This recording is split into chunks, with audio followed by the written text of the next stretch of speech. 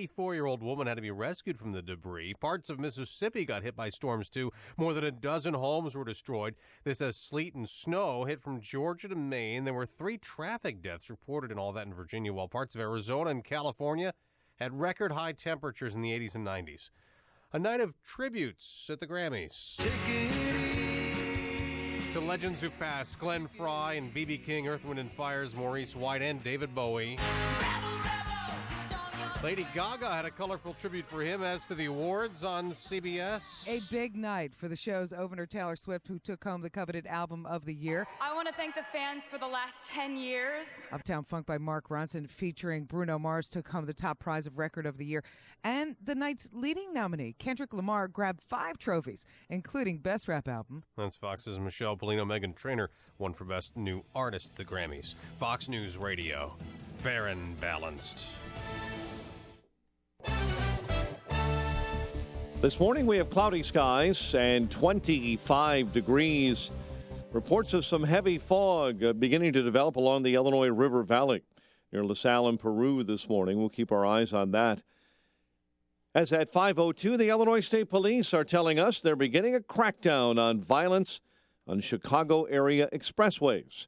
State Police saying they'll use aircraft, video cameras, and undercover officers and covert vehicles as part of the Chicago Expressway anti-violence surge. The ISP is ramping up patrols to stop criminals in their tracks.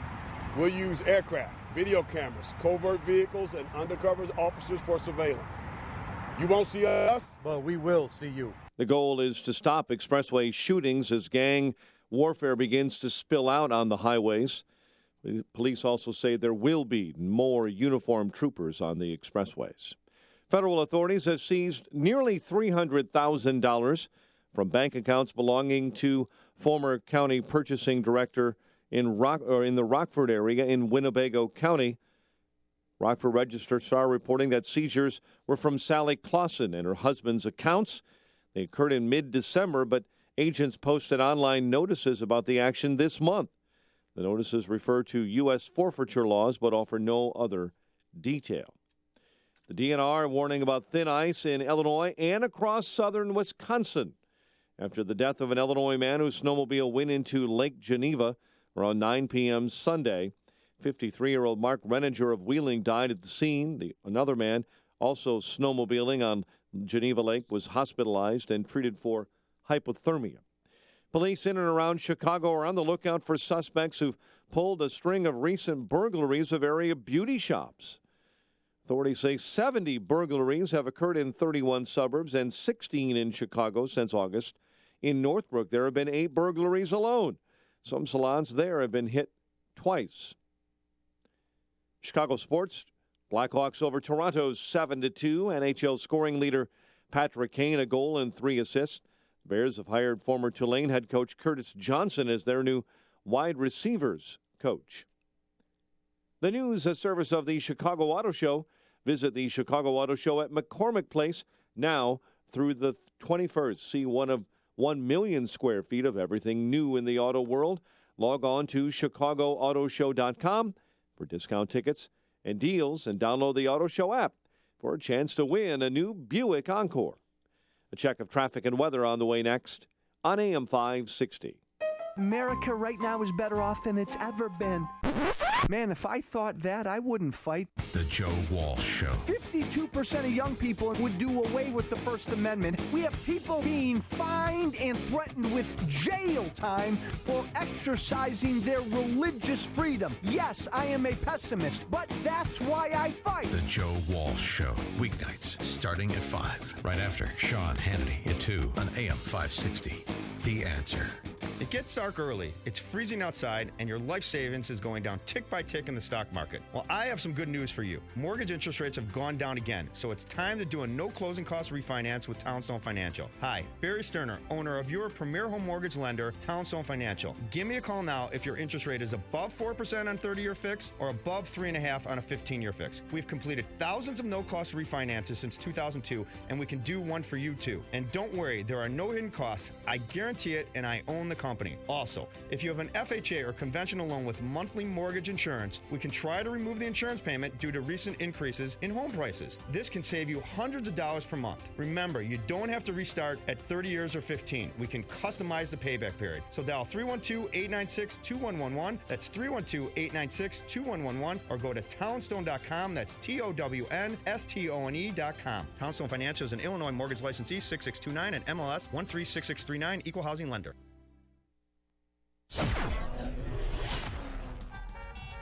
5:06.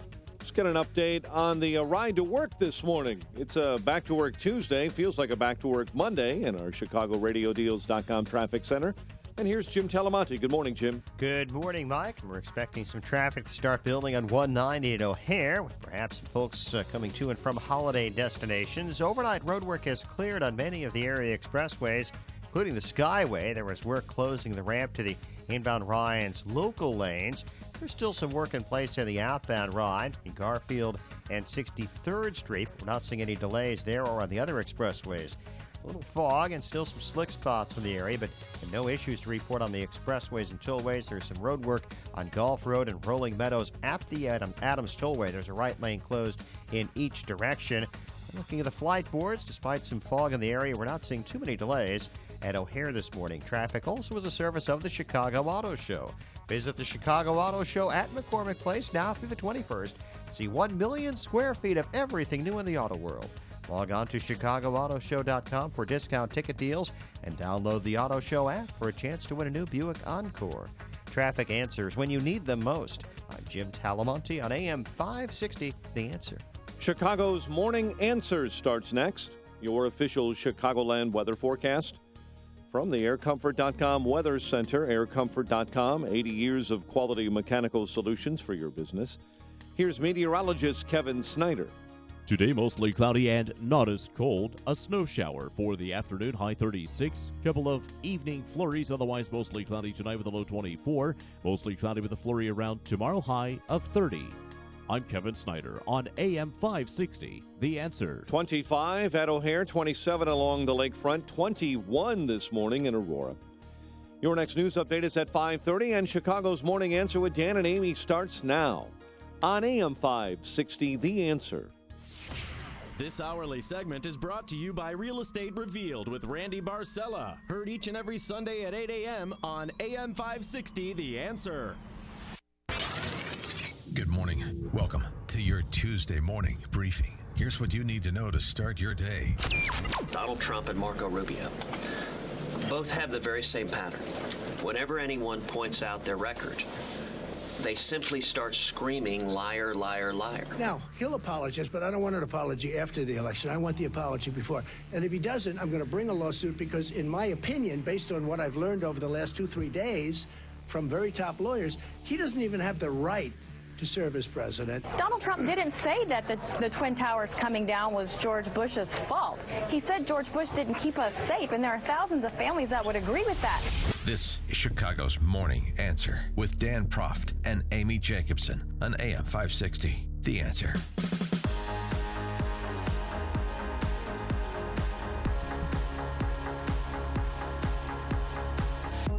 Good morning, Dan Proft, Amy Jacobson. Amy, the good news is that President Obama is not going to make a recess appointment to the Supreme Court.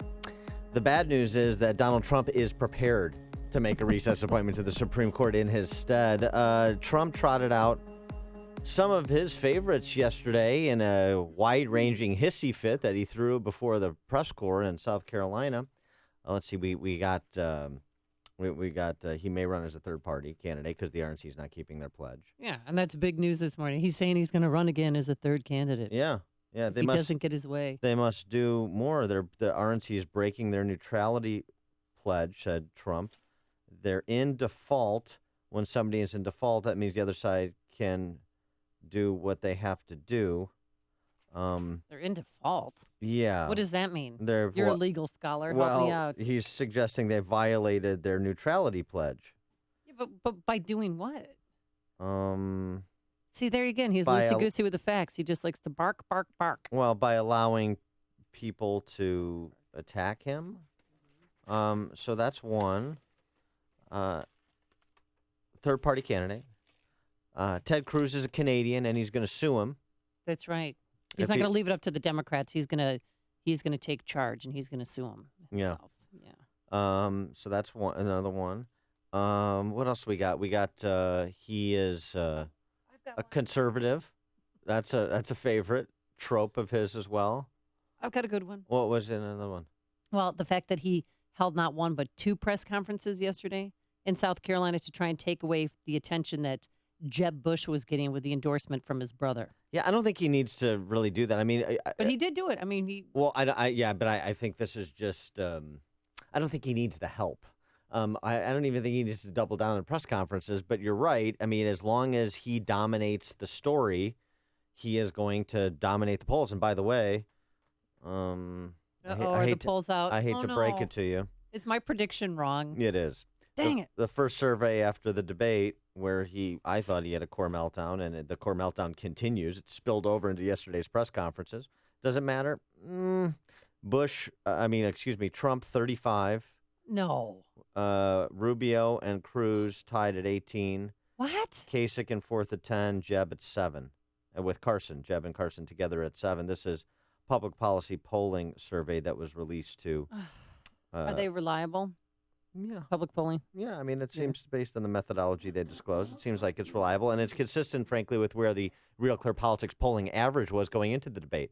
So whatever you thought of the performance of the debate among any of the candidates, it did not materially change where the candidates find themselves. I mean, Cruz was up a few points, but it was all margin of error stuff, so this is well within the bounds. The other trope that Trump brought out again yesterday, although now he's saying he didn't say it, but he did say it, that W lied and people died. That's what he said on the stage on Saturday night. We have it right here.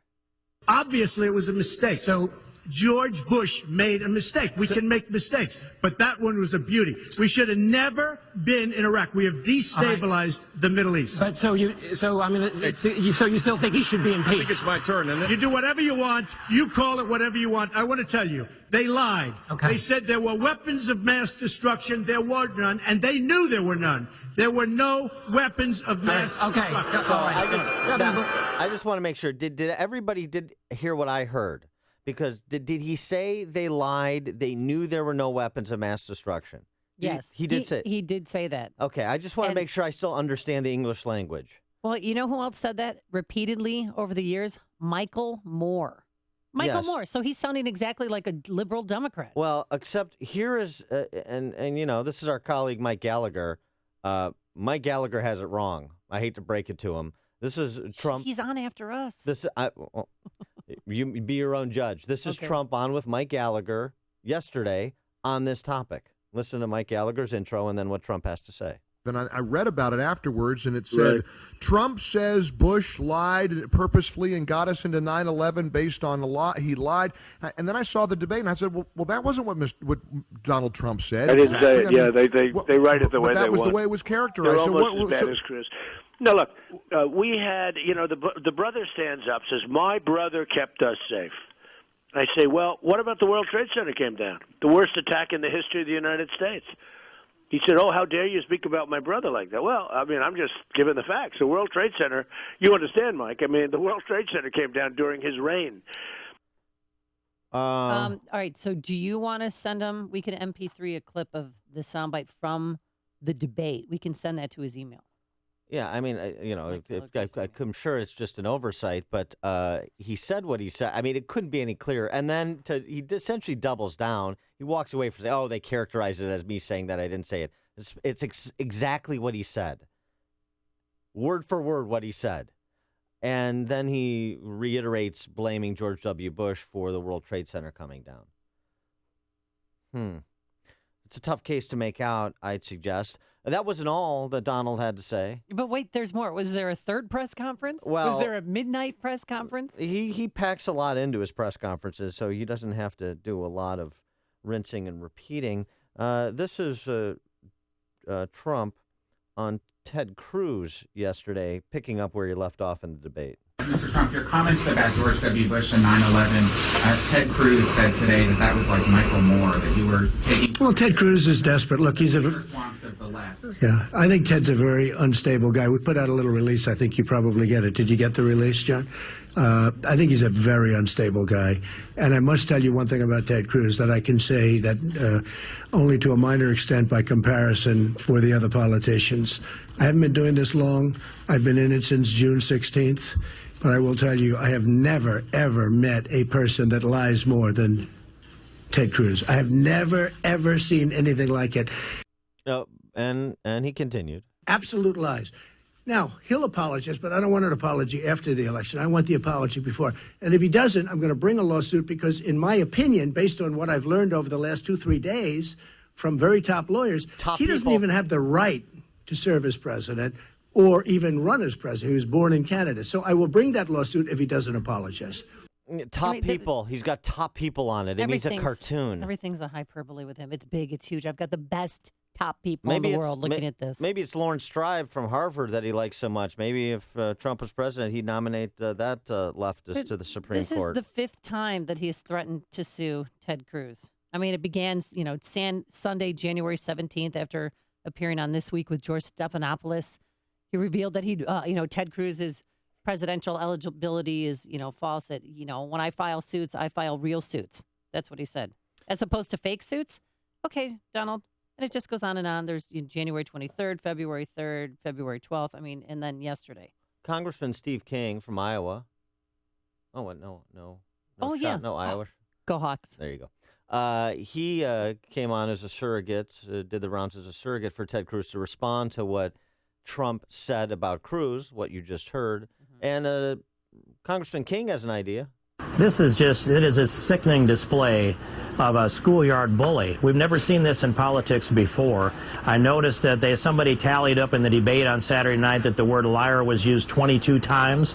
We don't use that word where I come from because when you make that kind of an allegation, we look back at our founding fathers, for example, and we realize that Aaron Burr and Alexander Hamilton fought a duel to the death over such allegations, and now we have them hurled out as if making that allegation somehow makes it true and makes it stick. Yeah, a duel? That's an idea. Yeah, I like that idea. It's not bad. It's must-see that TV. Would certainly winnow the field. If you want to raise money for any philanthropic group, that would be good. I want to get to calls in a second, but I also have to get in Katrina Pearson because she's part of the story, too. She's as daffy as Trump is. She went on to talk about... Well, remind people who Katrina Pearson is. She's Trump's spokesman. Okay. She went on to talk about what Trump had said during the debate and what he keeps saying, and she redefined what it means to keep us safe. Donald Trump didn't say that the Twin Towers coming down was George Bush's fault. He said George Bush didn't keep us safe, and there are thousands of families that would agree with that. But I will have to define safe. Donald Trump's measure of safety is very different than the Bushes. Donald Trump wants a border wall. He wants to stop illegal immigration. He wants to deport criminal aliens. There are a number of things that Donald Trump would determine to be safe that the Bushes just didn't quite agree at that time. Yeah. George W. Bush didn't think the World Trade Center not coming down was safe. I mean, it's so jumbled. So you just heard what Trump said on Mike Gallagher's show yesterday. And now you hear Katrina Pearson saying he's not blaming George W. Bush for the World Trade Center coming down. He didn't keep us safe, the World Trade Center. He's not blaming George W. Bush. Actually, Katrina Pearson goes a little bit further. She ropes Jeb into this as well. Well, we don't know for sure if it could have been prevented, but what we do know is the hijackers did come into this country on visas from hostile territories. We do know that one was here on an expired visa. We also know that they trained in Florida under Jeb Bush's watch to take down those towers. We were not tracking these people, and that is a problem. And this is one of the reasons Donald Trump got into this race, specifically was illegal immigration and protecting our national sovereignty from radical Islamic extremists. So to Donald Trump's point of safety, he's absolutely right. Yes. I mean, that is sick because somebody also trained in Minnesota, and then Muhammad Atta was actually here in Chicago scoping out the Sears Tower. I mean, to associate him with people who are flight training in Florida.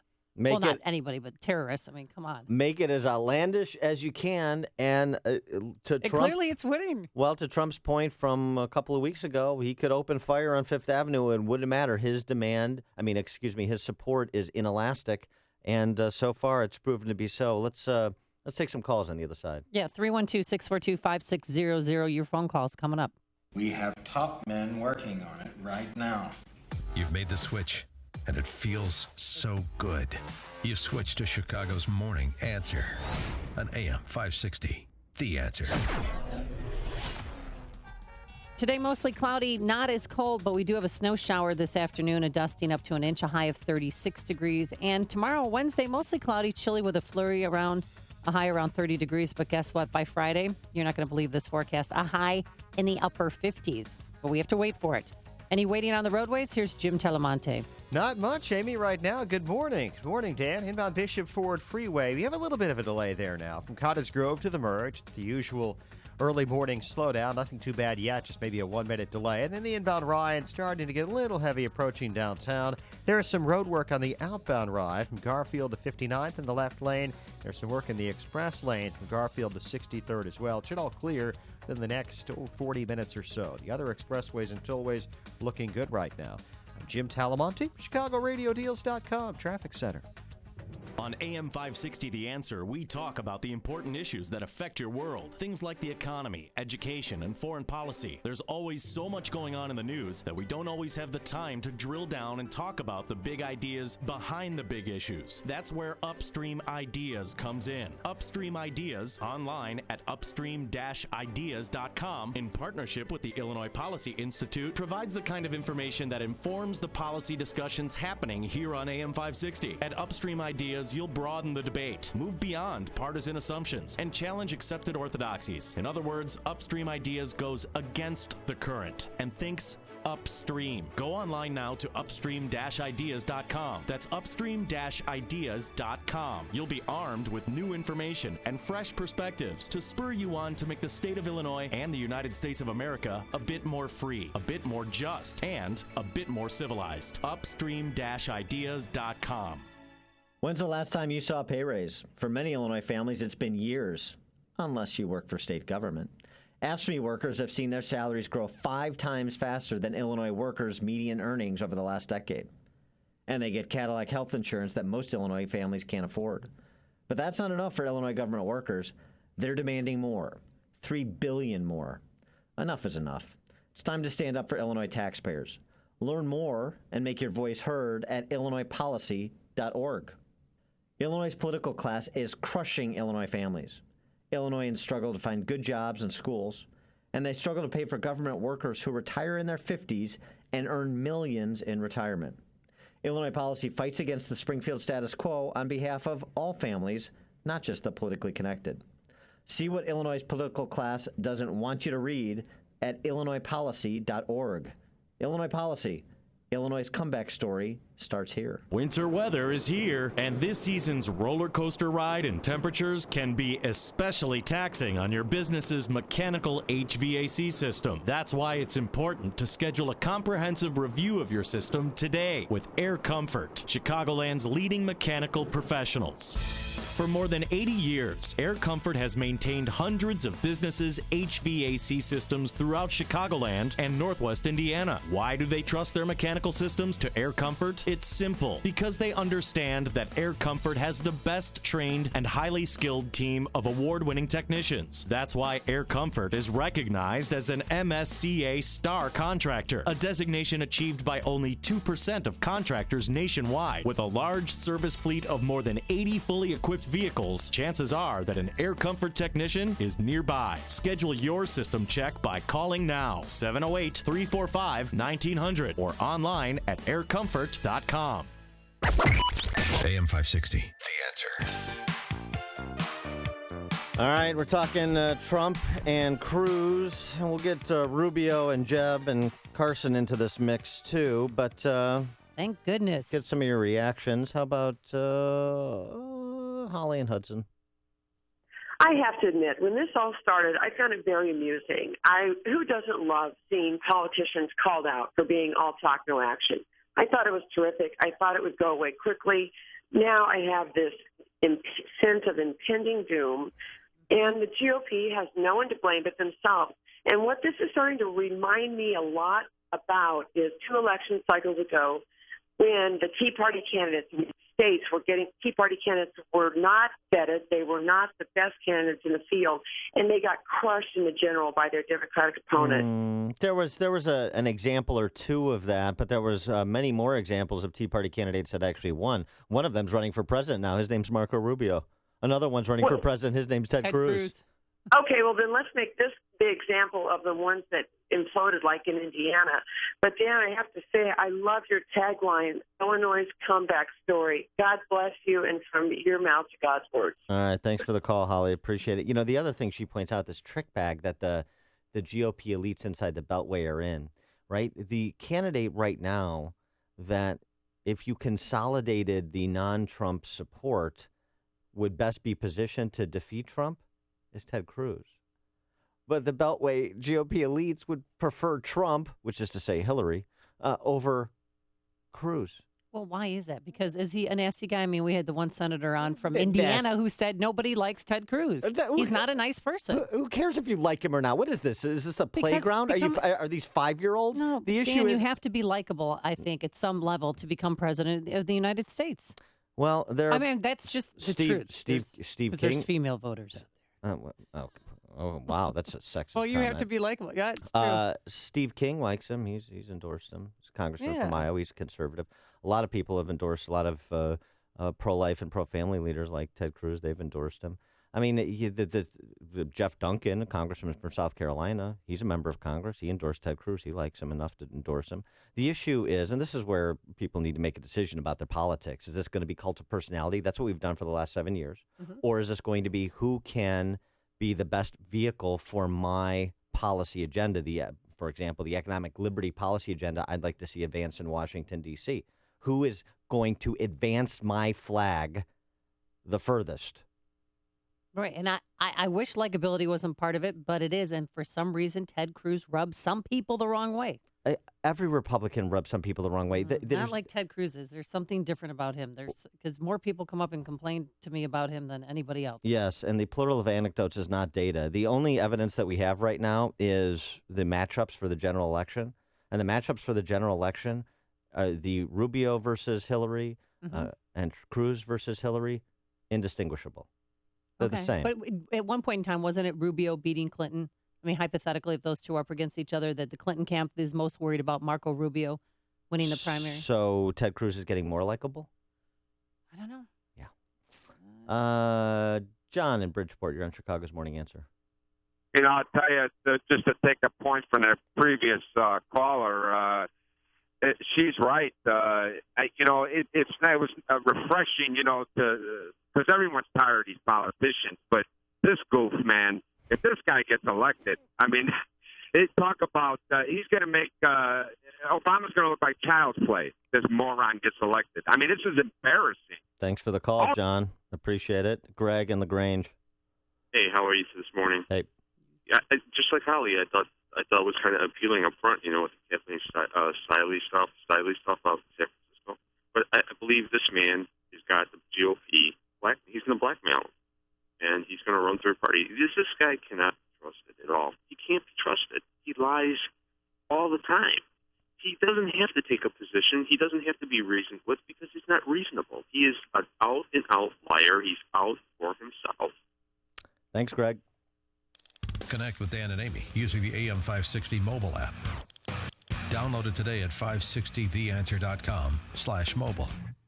If you suffer from depression, consider TMS, an incredible new advancement in treating and relieving depression. Medications may not work and can cause serious side effects. I'm Jim Marks, a medical director at Theramind Services and a board-certified psychiatrist for over 22 years. If you or someone you love suffers from depression, TMS can change your life. I've witnessed its transformative results in my patients for years. TMS, or transcranial magnetic stimulation, is a safe, non-invasive, and highly effective treatment for drug-resistant depression. Over 50,000 patients have been helped by TMS. Most insurance companies cover TMS, including Blue Cross Blue Shield of Illinois and Medicare. Depression can be beaten, and without drugs. Schedule a free consultation with Theramind, with locations throughout Chicagoland. If you suffer from depression, do something about it. Call Theramind, 847-562-5868, or go to tmsmind.com. The weather outside might feel like winter, but if you have kids in school, you should be thinking about back-to-school season next fall, and specifically you should be thinking about where you want to send your kids off to school. Maybe you've considered a private school in the past, but always figured you couldn't afford it. Well, if that's the case, then we want to remind you about halfpriceschools.com. At halfpriceschools.com, you can find dozens of local private schools that are offering vouchers for a full year of tuition at half the price. There is no catch. They have schools located all across the Chicagoland area, including South Holland, Arlington Heights, Chicago, Hoffman Estates, Roselle, just to name a few. Now, this might make private schools a real option for your family for the first time, but do not wait. Every year, these vouchers sell out. So visit halfpriceschools.com today. That's halfpriceschools.com. Coming up on Chicago's Morning Answer. Public sector unions celebrate the death of Antonin Scalia. But first, let's go into the newsroom and say good Tuesday morning to Mike Scott. Amy and Dan, good morning. Good morning, everyone. Clouds and 24 degrees. Bad weather, the story on the East Coast, and it will catch up to us here in the Midwest. As the latest winter storm there has crushed dozens of states with snow and freezing rain, created a travel mess yesterday, and will try to catch up today. That same storm system that brought sleet, snow, and strong winds to the east brought tornadoes to the Florida Panhandle and Mississippi. Dozens of homes destroyed, a school damaged, while students were inside on Monday. A man goes on trial in Arizona federal court today in what's believed to be the first time the U.S. government has put a person on trial on terror charges related to ISIS.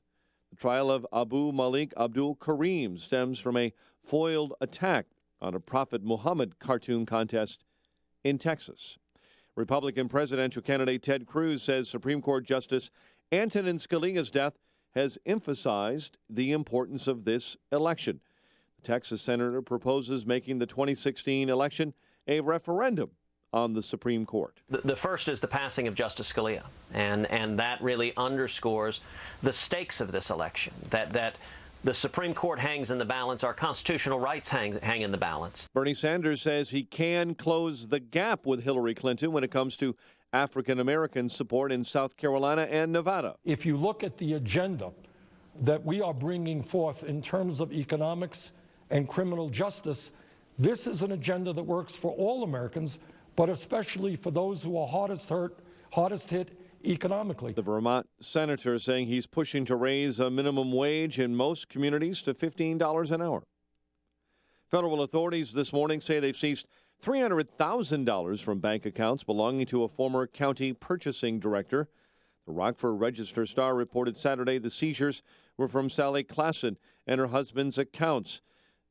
Federal authorities confirmed yesterday they occurred in mid-December, but the agents only posted online notices about the action this month. Police in and around Chicago on the lookout for suspects who pulled off a string of recent burglaries of hair and nail salons. 70 burglaries have occurred in 31 suburbs. In Chicago's shop that bills itself the world's largest purveyor of jazz and blues records has shut down. The Jazz Record Mart closed on Monday, minutes after a deal was completed to sell the business. The Tribune says Reno, Nevada-based Wolfgang's Vault, which buys and sells music, film, and other cultural items, has acquired the store's entire inventory and the Jazz Record Mart name and website. Chicago sports. Blackhawks over Toronto last night, 7-2. The news a service of WesternUnion.com's mobile app. You might be stuck. Your money shouldn't be. Send money around the world 24/7 with the Western Union mobile app. Download the app. Send your money fast. Next time you need to send money, quickly get out of a jam and tap the Western Union app. It's money. 5:34, a check of traffic and weather on the way next on AM 560.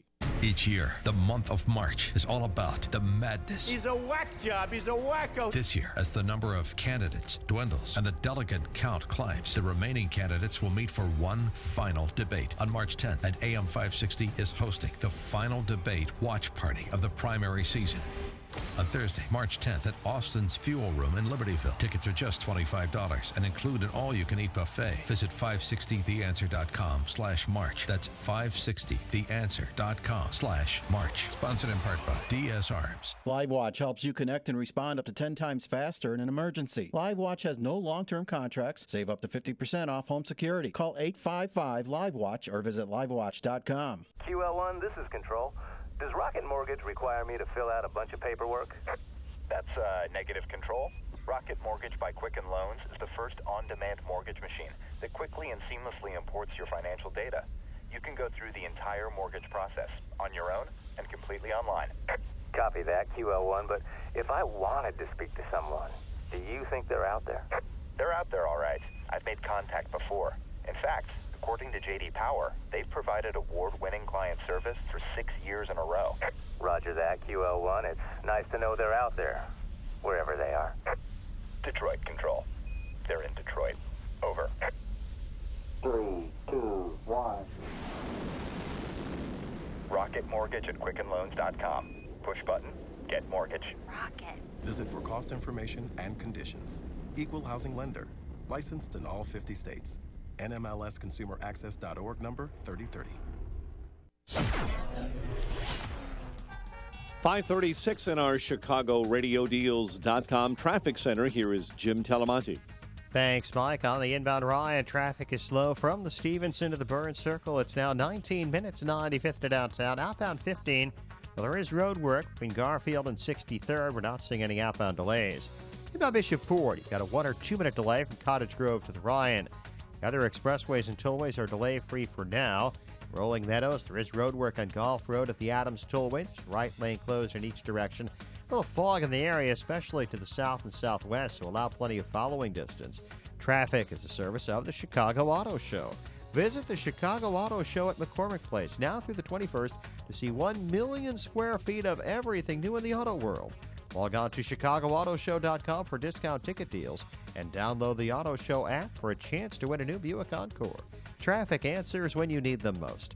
I'm Jim Talamonte on AM 560, The Answer. Chicago's Morning Answer continues next. Your official Chicagoland weather forecast. From the AirComfort.com Weather Center, AirComfort.com, 80 years of quality mechanical solutions for your business. Mostly cloudy, not as cold. Chance of fog this early morning. Snow showers this afternoon. High of 36. 25 at O'Hare. Next news at 6. And Chicago's Morning Answer with Dan and Amy continues next.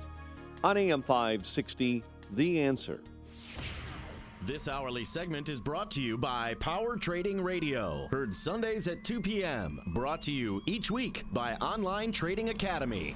Hey, before you read about it on Facebook or Twitter, well, hear about it from your friends. Find out what today's big stories really mean with me, Sean Hannity, today at 2, right here on AM 560, The Answer. Good morning, Dan and Amy. So, Amy, I've got a question for you. Well, are you going to talk about my stages of grief? Because today What I'm stage angry. are you in? Well, Sunday I was sad. Yesterday I was in denial, and today I'm angry.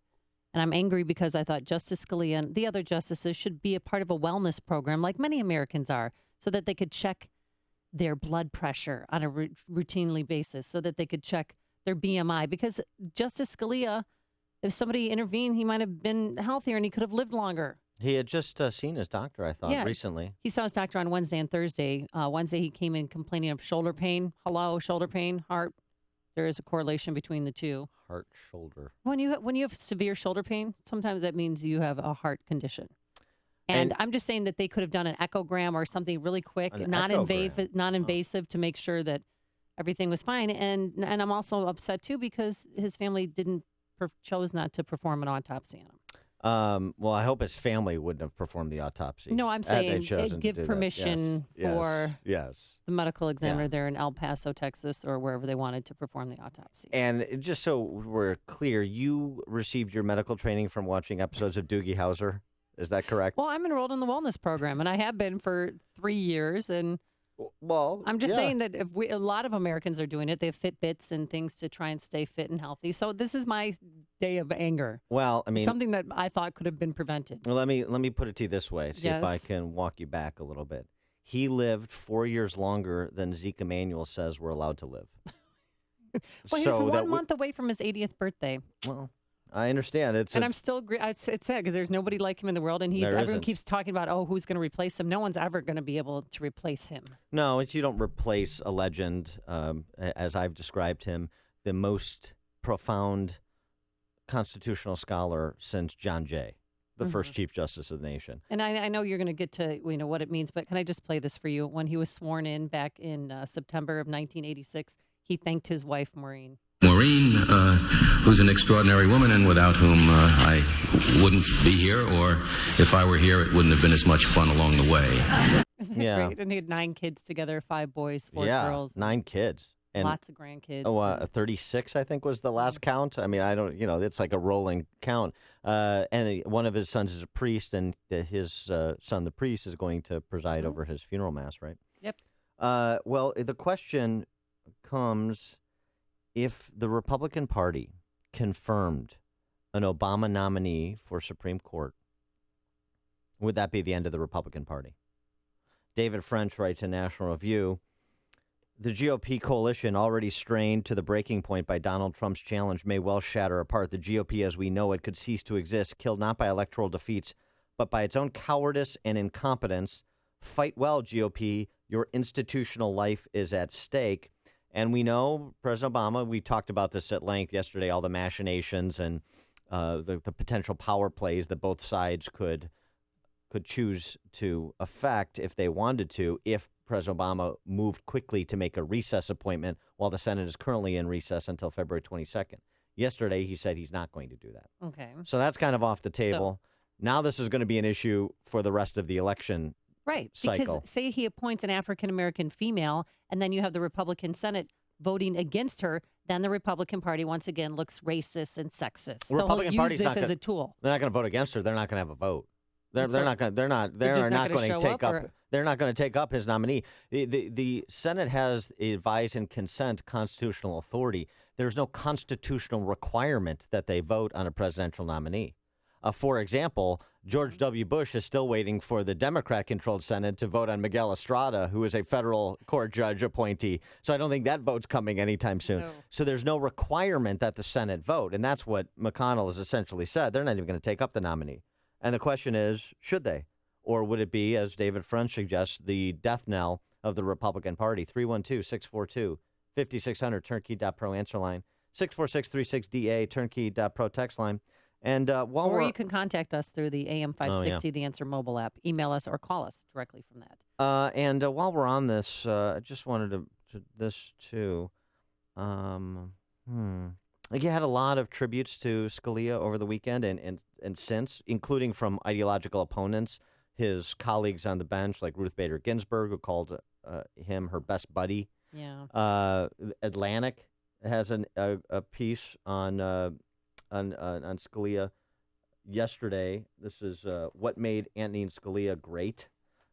So coming in from a lot of quarters because they respected his intellect and his consistency and his deepness and texture thinking. Yeah, he was a brilliant legal scholar.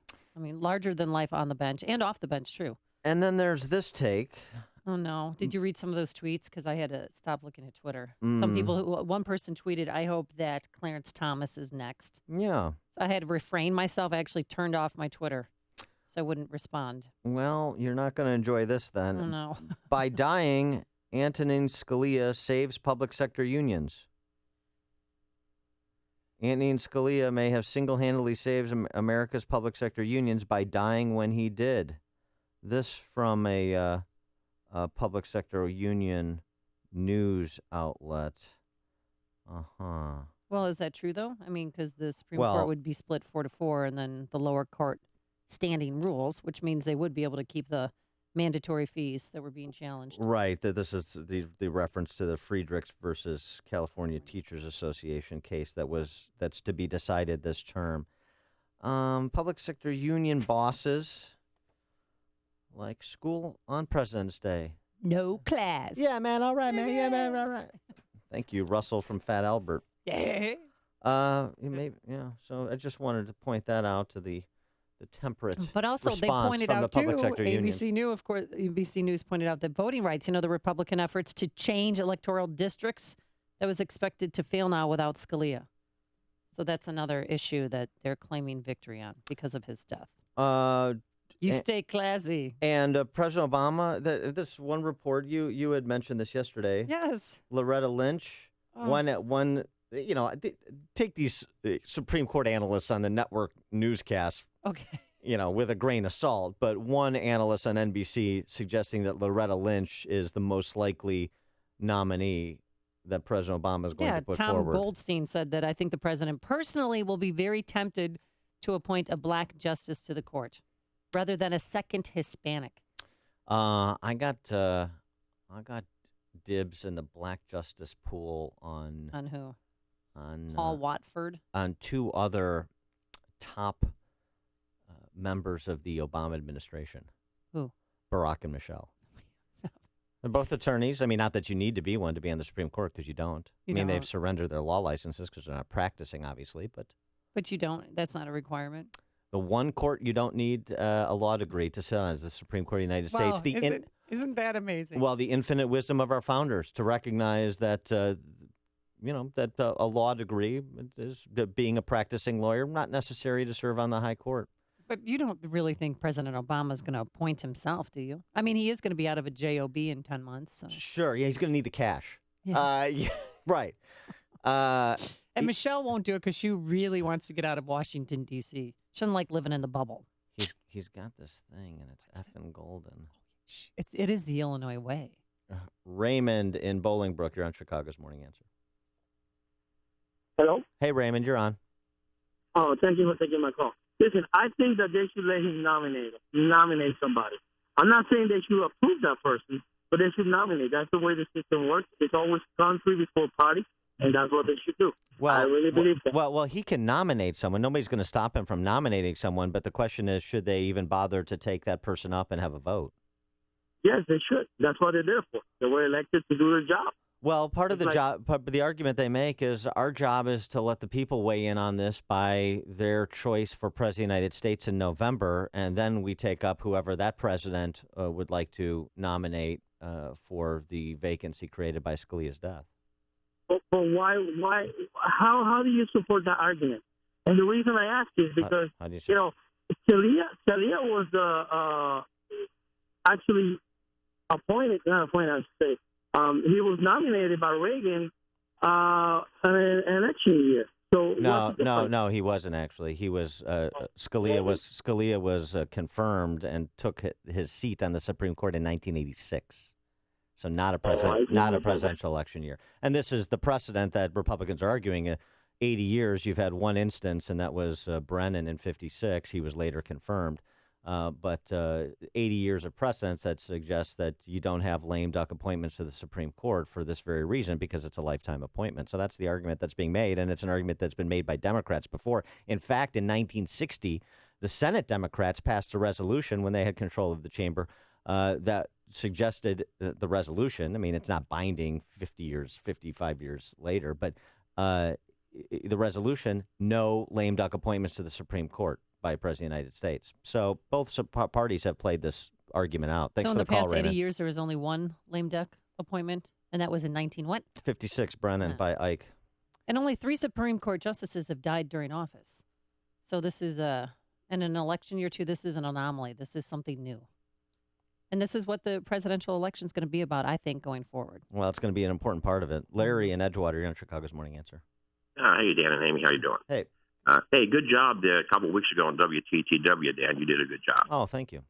You're welcome. Yeah, I wanted to, it's really, I listen a lot. I don't call in much, but, Dan, I'll bet less than, I don't know how many Americans, how many citizens, how many people, we the people, could name the 3 branches of government, and it seems like to me, and it comes through when you and Amy talk about it, that, it's like how can, this is what I'm getting. I'm getting it from people I talk to and I listen to a lot of talk radio, is how the Constitution can live up to us as we evolve, as citizens. But the question that one of the reasons I love Scalia is because he was an originalist. Yes, it's like, how are we living up to the needs of the Constitution? The Constitution is not like a code of laws; it's values and principles. Well, and in addition to that, Larry, as Anthony Scalia famously said, without the Constitution, all you have is a judge's opinion. Exactly. And then you have the rule of men, not the rule of law. Big difference. Thanks for the call, Larry. Hear about the big stories of the day, then talk about them right here on Chicago's Morning Answer on AM 560. The Answer.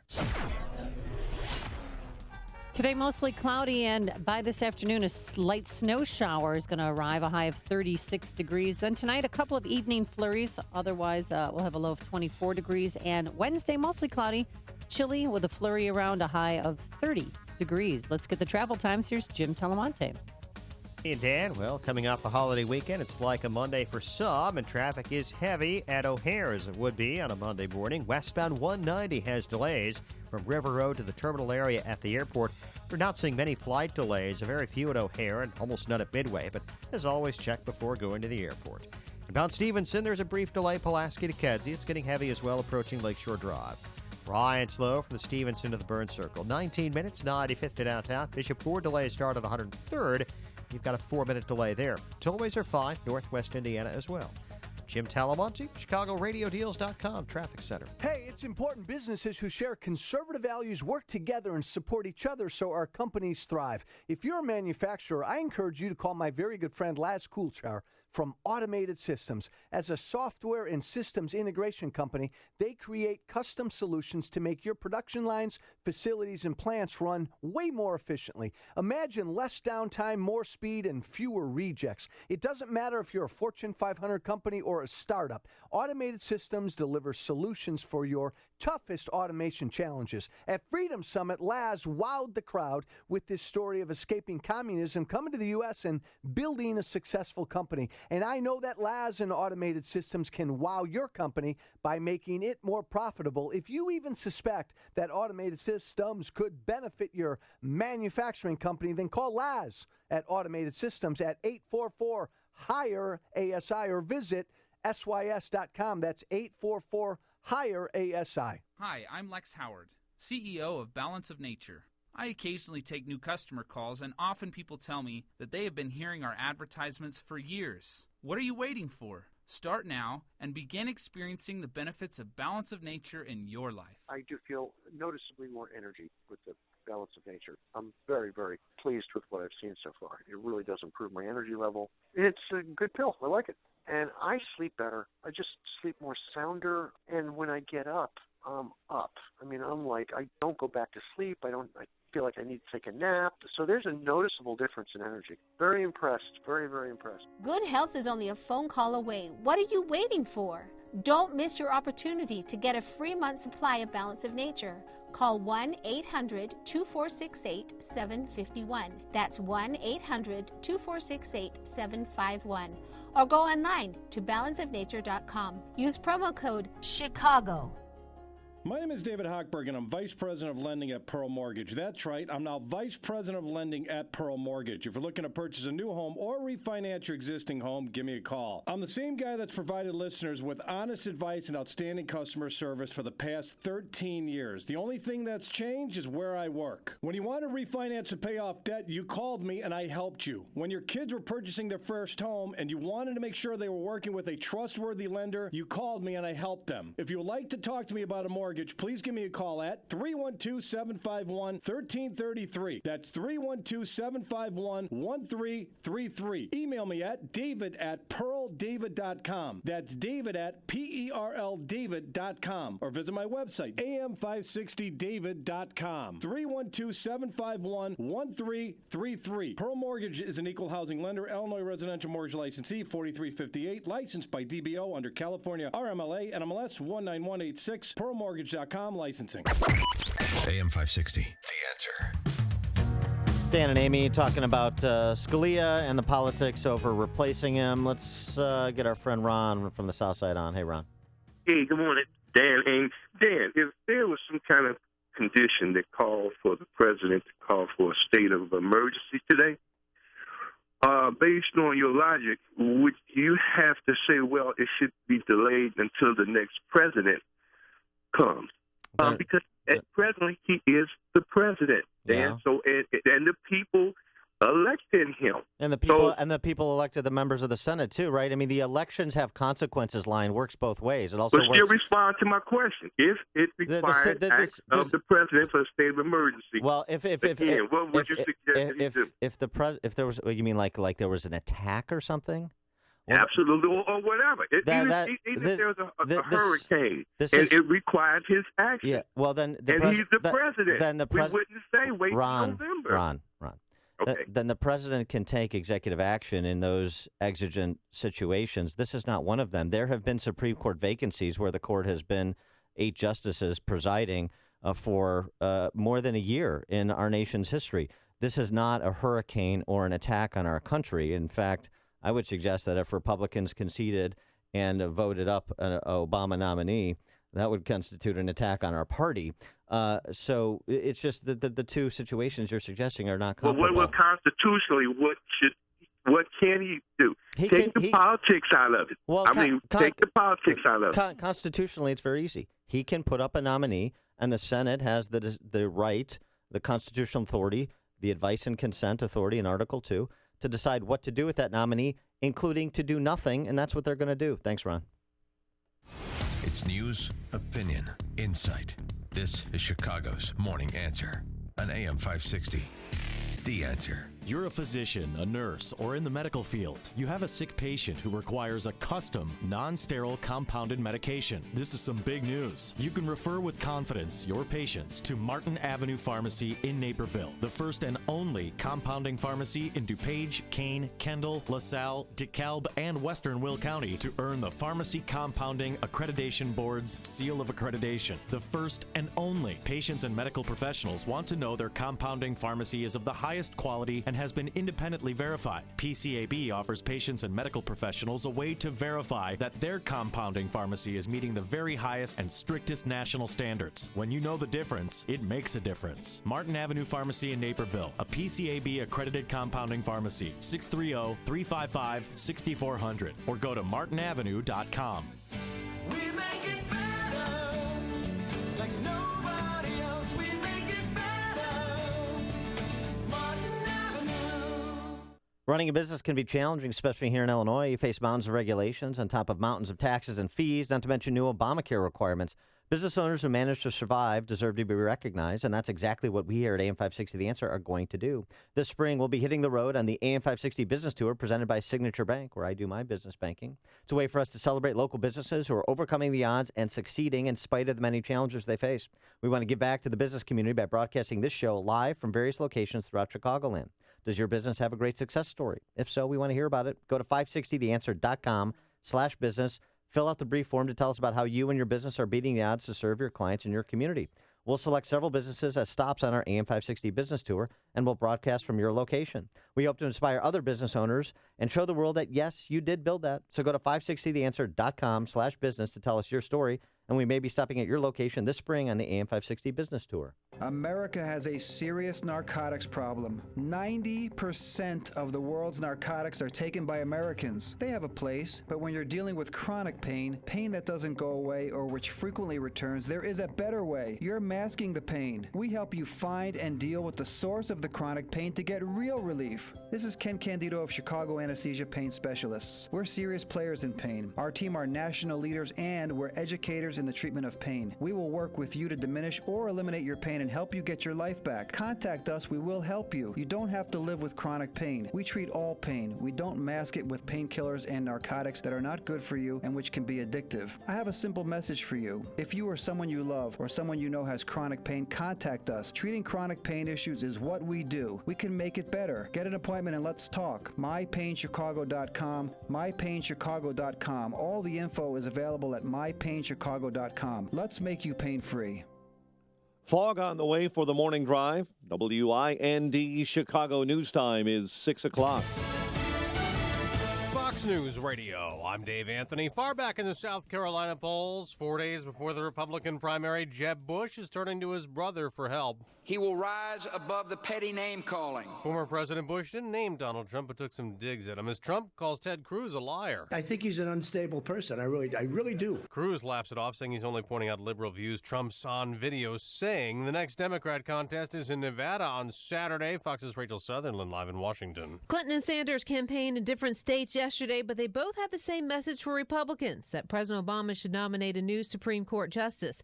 At a rally in Nevada, Hillary Clinton said the Senate has a duty to decide whether or not to confirm whoever the president nominates. Bernie Sanders had a similar message for the Senate at an event in Michigan. You talk about the Constitution a whole lot. Well, how about obeying the Constitution? Senate Republicans vowing to hold up the nomination process. Dave. Rachel, they all say when a tornado rolls through. Sounded like a train's coming.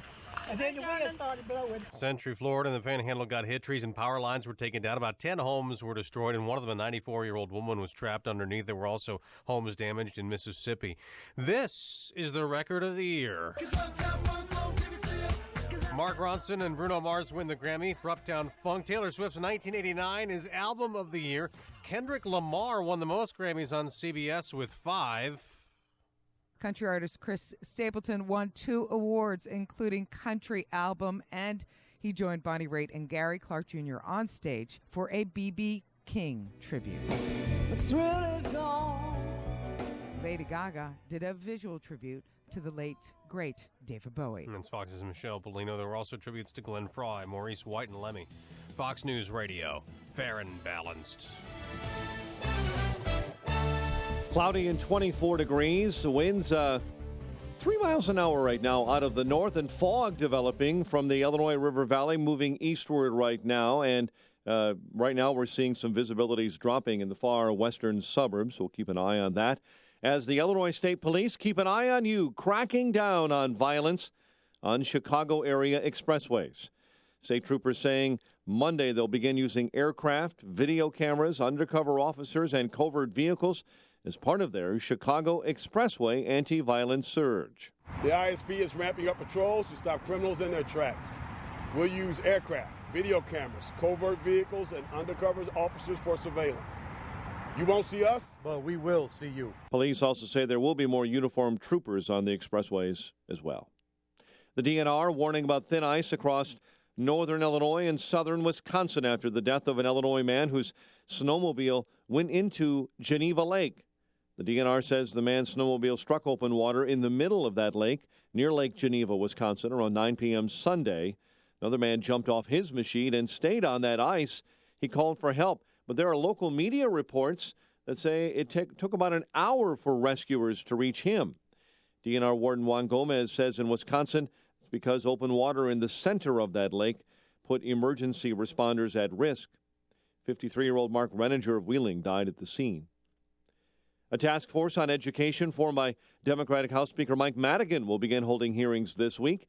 The panel in Springfield will meet with Illinois educators at the Capitol Tuesday, addressing the state's decades-old education formula that some say unfairly penalizes students in poorer districts. House Majority Leader Barbara Flynn Curry will lead that panel. Proposals by Senate President John Cullerton seek to try to help solve that funding disparity, but with an even more controversial proposal that takes money from well-to-do districts and gives it to poorer districts. Republican Governor Bruce Rauner says he will not back that plan. Blackhawks over Toronto 7-2. NHL scoring leader Patrick Kane a goal and 3 assists.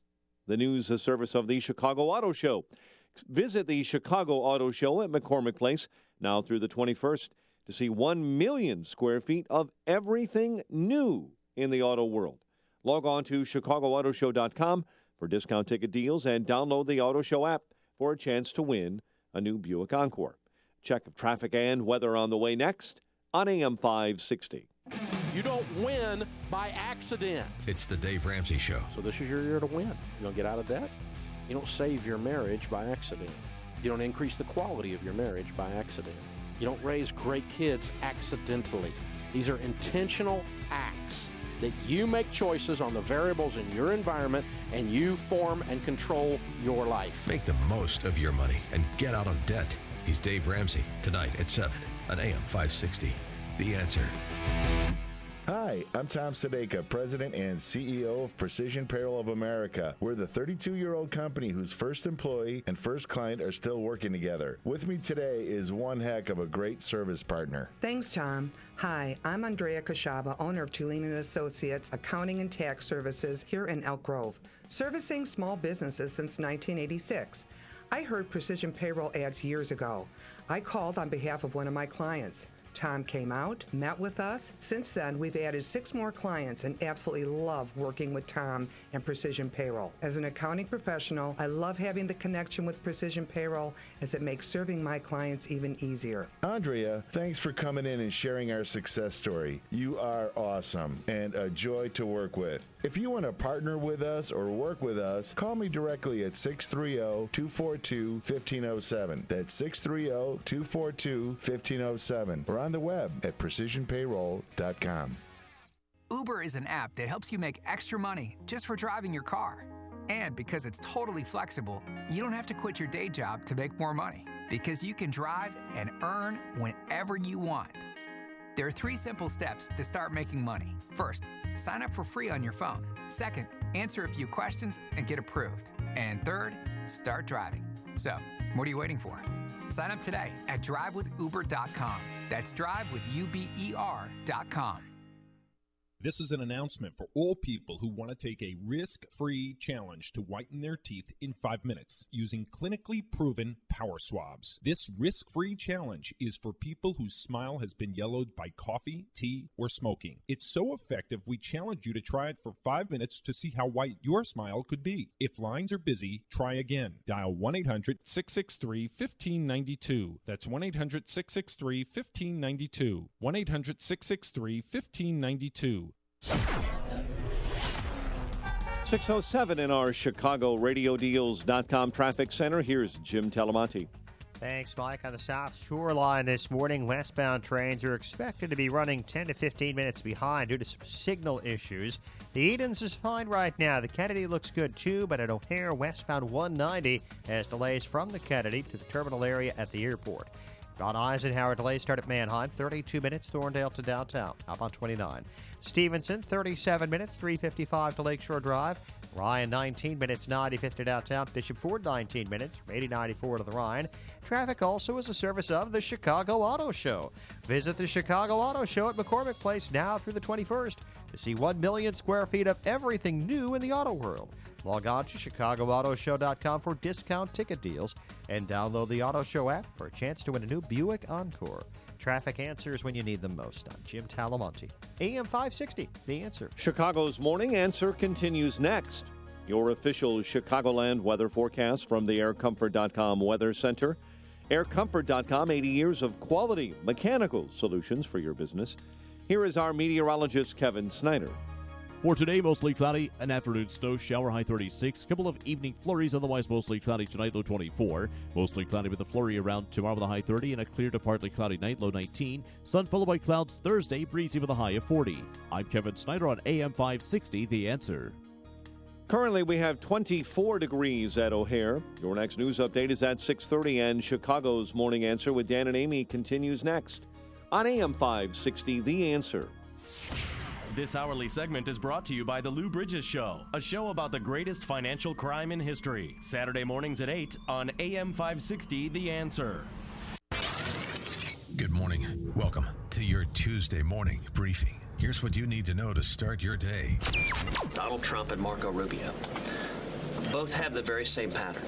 Whenever anyone points out their record, they simply start screaming, liar, liar, liar. Now, he'll apologize, but I don't want an apology after the election. I want the apology before. And if he doesn't, I'm going to bring a lawsuit because, in my opinion, based on what I've learned over the last 2-3 days from very top lawyers, he doesn't even have the right to serve as president. Donald Trump didn't say that the Twin Towers coming down was George Bush's fault. He said George Bush didn't keep us safe, and there are thousands of families that would agree with that. This is Chicago's Morning Answer with Dan Proft and Amy Jacobson on AM 560. The Answer.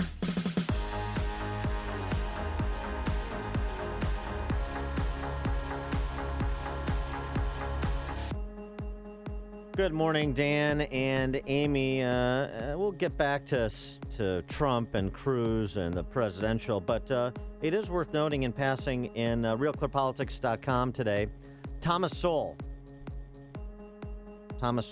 one of the most important conservative economists, thinkers, writers of the last 50 years, endorses Ted Cruz. It's worth noting. But I wanted to go to this open letter, Amy.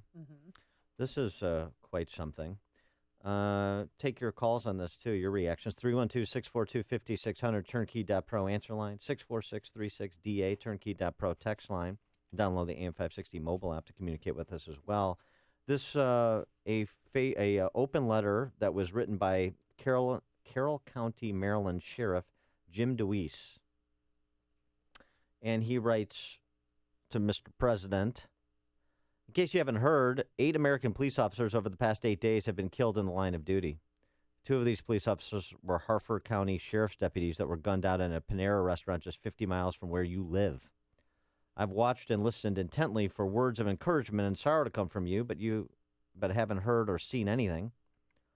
He said, your silence about these events speaks volumes. I'll be standing outside in the cold next week with my deputies for the funerals of the Harford County deputies. I'll save you a spot next to me. Nice. Yeah, that's a mic dropping line right there. Walk off the stage. He goes on in his open letter, Sheriff DeWeese.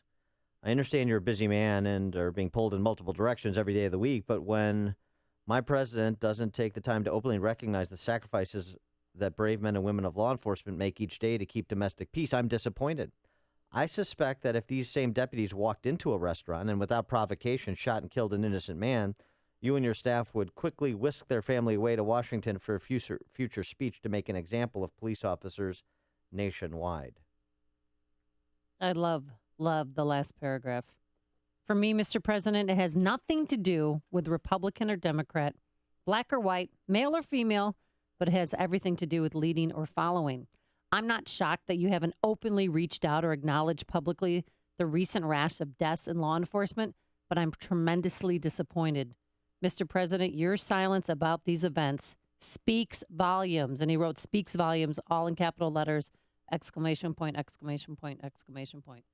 I mean, I just assumed that he reached out. That was probably over the top. You don't need to all caps shout. and No, I know. multiple He's angry. exclamation points. I mean, he's upset, and I would be too. That President Obama hasn't even called to offer his condolences, to even acknowledge publicly about all these police officers and sheriff's deputies who are being killed in the line of duty. Well, I would say a couple of things.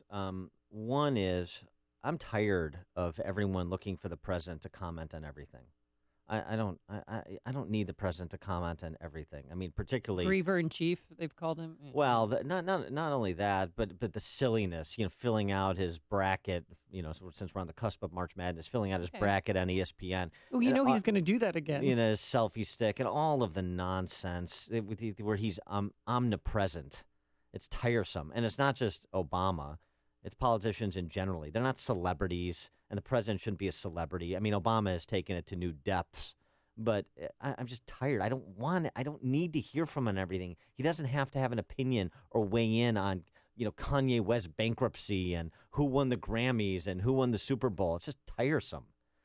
So that's number one. But in defense of this sheriff's open letter, to his point, if the situation had been reversed in terms of perpetrators and victims, since the president has chosen to weigh in repeatedly in cases that involve dubious, if not criminal conduct by police, or even cases involving black and white where it's private citizens, Zimmerman and Trayvon Martin. Mm-hmm. Since he's decided to do that, and decided to weigh in on Black Lives Matter protests, pigs in a blanket, fry 'em like bacon. Isn't that the Black Lives Matter chant? Yeah, that was one of them when they were in New York. All right, and have a beer summit with that, Harvard professor, and all of that.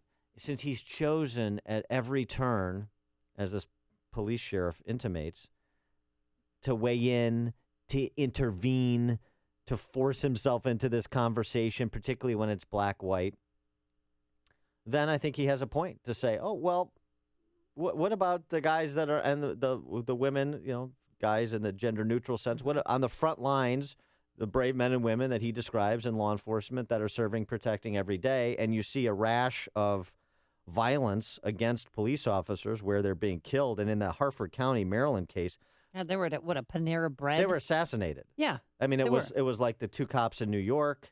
It was like that sheriff's deputy in Houston. Mm-hmm. And so Yeah, they just went up to him and plugged him with a few bullets. because they were in uniform, because they Right. were police officers. And this is a time because I am so sick of law enforcement officers being vilified. And President Obama or Mayor Rahm Emanuel running to the defense of the alleged victim. But the alleged victim wouldn't be in that position anyway if they weren't carjacking someone, waving a knife at somebody, dropping the weapon when asked repeatedly to put it down.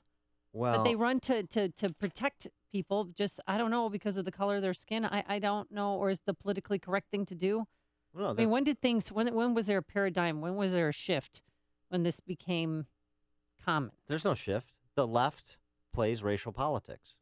And unfortunately, in big city police departments, it's something that the police should have figured out a long time ago. Maybe they should stop supporting these big city racial demagogues that are in charge of all of our big cities that all happen to be Democrats.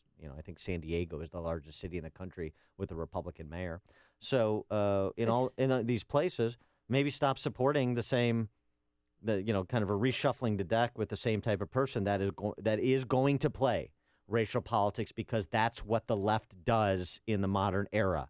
They are going to racially demagogue everything they can. Why? Because who are the core constituencies of the Democrat Party? Look at what Hillary Clinton is doing to try and, Al Sharpton, Hillary Clinton's firewall in South Carolina, black voters.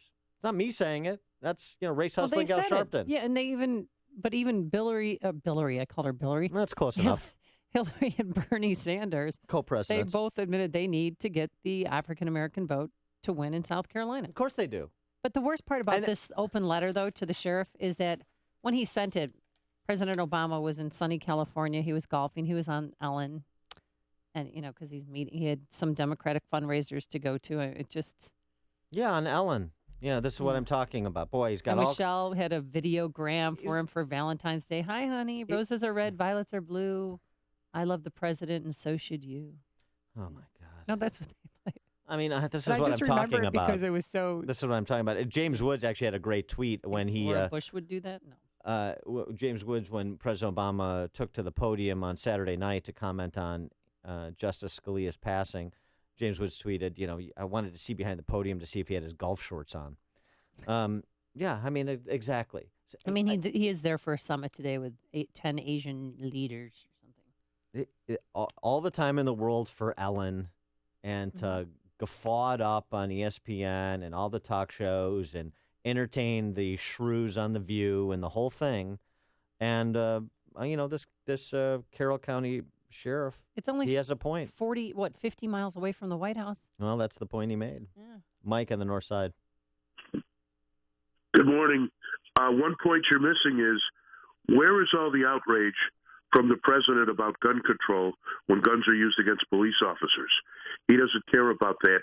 And I think the families of SEAL Team 6 are still waiting for a call from the president about their murders from 6 years ago. He doesn't care. Thanks for the call, Mike. Listen to podcasts of Dan and Amy from the AM 560 mobile app. Download it today at 560theanswer.com/mobile. Coming up next, Don't Believe Us. If you want to know more about Donald Trump, just listen to his former BFF, Bill Clinton. We'll have it for you here. But first, here's your forecast. Mostly cloudy today. Not as cold. A snow shower this afternoon, anywhere from a dusting to an inch. A high of 36 degrees. Then tomorrow, tonight, I should say, a couple of evening flurries. And tomorrow, flurries as well. A little bit colder, though, a high of 30 degrees. Coming off a holiday weekend, it's like a back-to-work Monday, right, Jim? It is, Amy, at O'Hare. It's heavy on westbound 190 with folks going to and fro at the airport. We're not seeing many flight delays, but it is slow on the roads on westbound 190 from the Kennedy to the terminal area at O'Hare. On the Kennedy itself, slow Cumberland to Foster, 23 minutes, O'Hare to downtown, outbound 24. The Edens, 20 minutes, Lake Cook to Montrose, outbound fine at 19. The Eisenhower, stop and go Manheim to Harlem, 37 minutes, Thorndale to downtown, outbound 30. The Stevenson is 40 minutes, 355 to Lakeshore Drive. Southbound 55 has delays from the Veterans Memorial Tollway to Joliet Road with a crash in the center lane. The Ryan, 19 minutes, 95th to downtown. Adams Tollway, westbound at Barrington Road. There's a crash now on the right shoulder. Eastbound at Slow, Bartlett to Barrington, and Roselle to 53. Jim Talamonte, ChicagoRadioDeals.com, Traffic Center. Now that the holidays are over, it's time to start thinking a little bit about yourself. And one way would be to treat yourself to a MyPillow.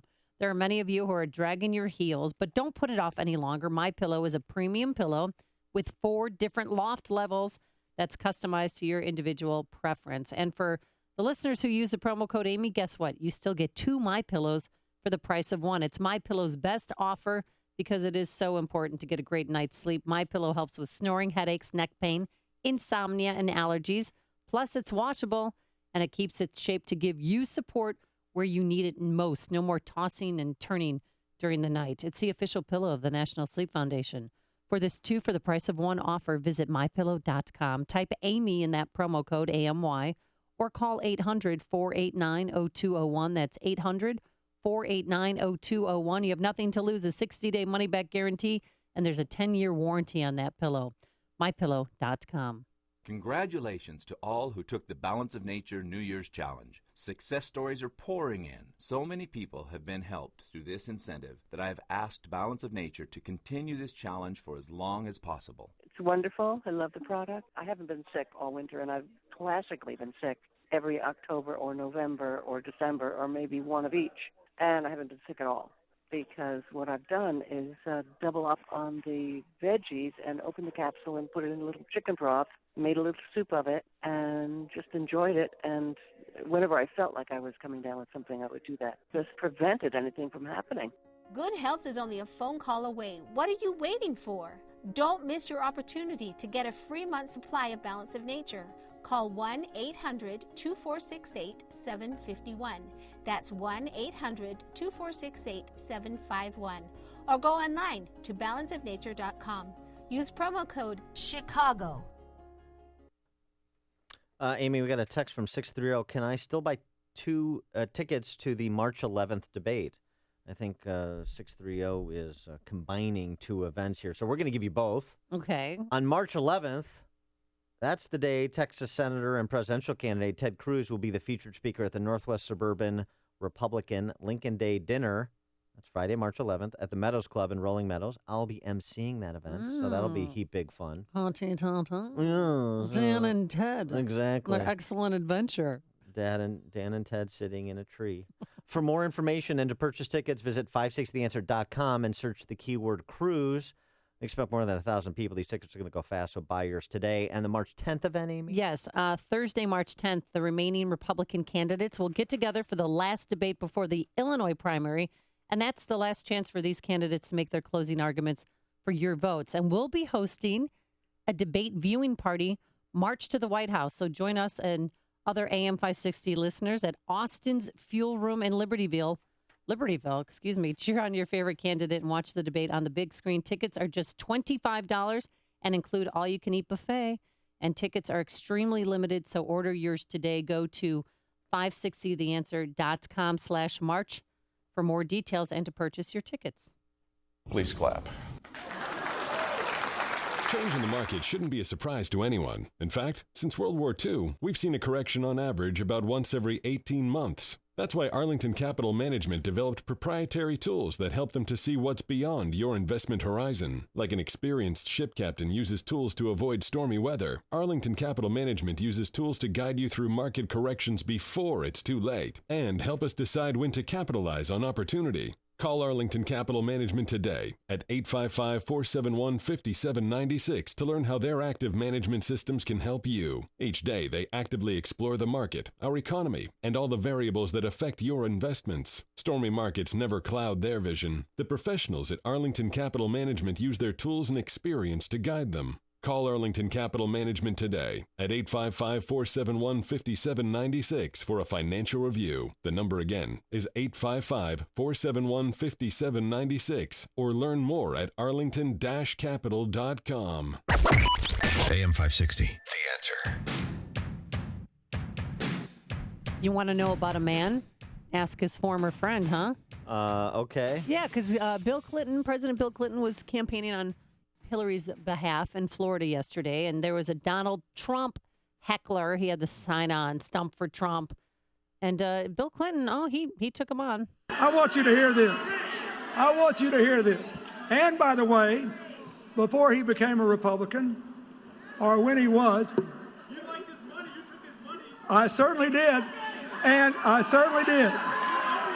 And I took his money from my foundation where I used it to better than he's using it now, I'll guarantee you. Really? That's the best you can do?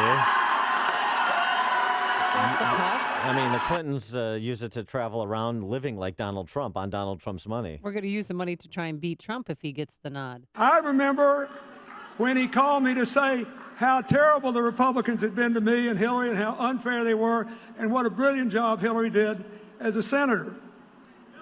So, and by the way, a lot of Republicans thought that, which is why they spent the last 3 years trying to tear her down, because they know if you nominate her, they're going to have to eat the words that they said when they weren't running for office. Oh, man.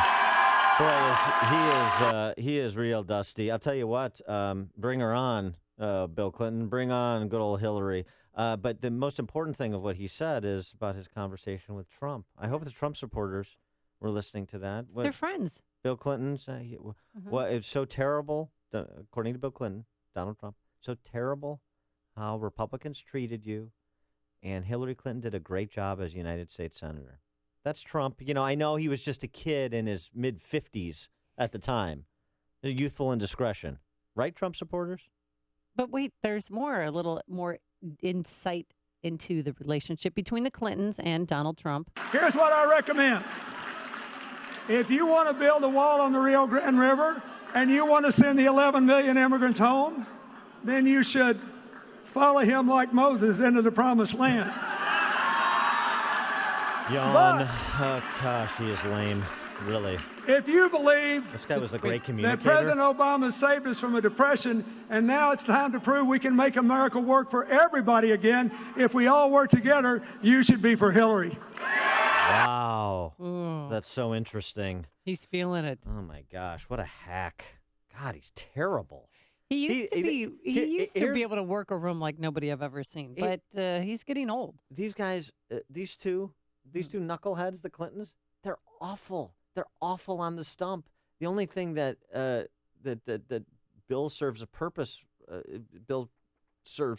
right now, is to make Hillary look a little bit better than she's looked previously by comparison, because he is just so staid. Gosh. Now, here's something interesting. Yes, Dad. It's not Clinton on the stump, not Bill Clinton on the stump. It's hookers for Hillary. Excuse me. Hookers for Hillary. Nevada caucus is coming up for the Democrats. Dead heat in Nevada. Bernie showing he may be able to attract some of those minority voters. Because I thought he didn't have an organized campaign on the ground in Nevada. Last survey, Nevada is 45s. By the way, even though he's down 20 right now in South Carolina, that gap is narrowing.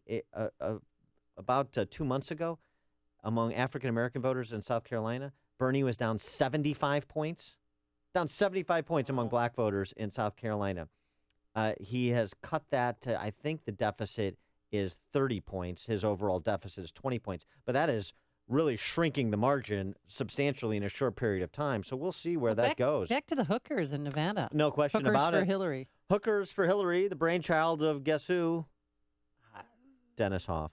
Oh, of course. Brothel owner Dennis Hoff. I have a cell phone number. We could have him on the show. Yeah, if you want. No, thanks.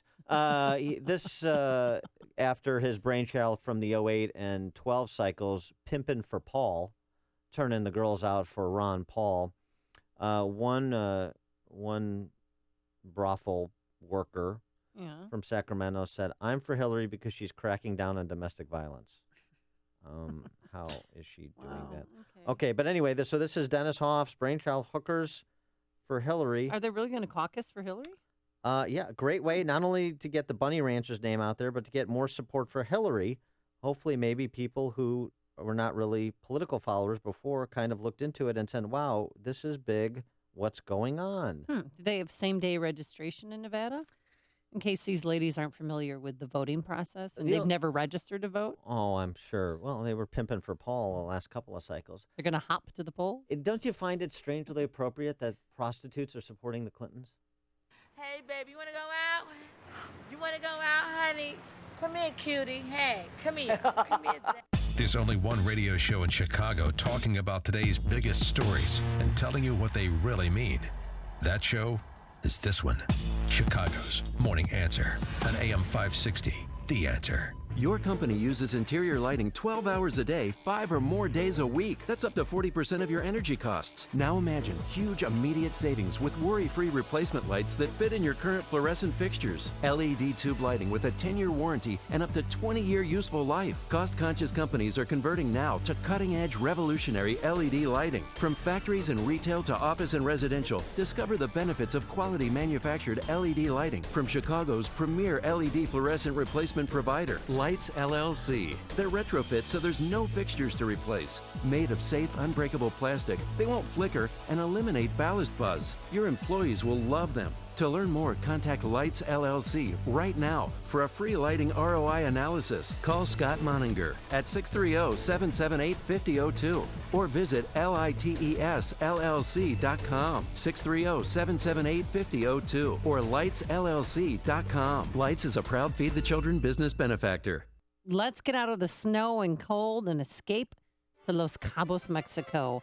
Dan and I are heading there April 2nd through April 9th. That's Saturday to Saturday, and we want you to come along. Our trip is presented by Dermatology and Plastic Surgery Associates and by Artistic Dentistry. Now, the exclusive Apple Vacations price has expired, but there's still some limited availability. So if you want to join us in Cabo, if you've been thinking about it, book your trip today. We're staying at the beautiful Secrets Puerto Los Cabos Golf and Spa Resort. Adults only, all-inclusive, all-suites resort. It opened in December of 2013. It has 8 restaurants, 4 bars, unlimited premium drinks, 24-hour-a-day room service.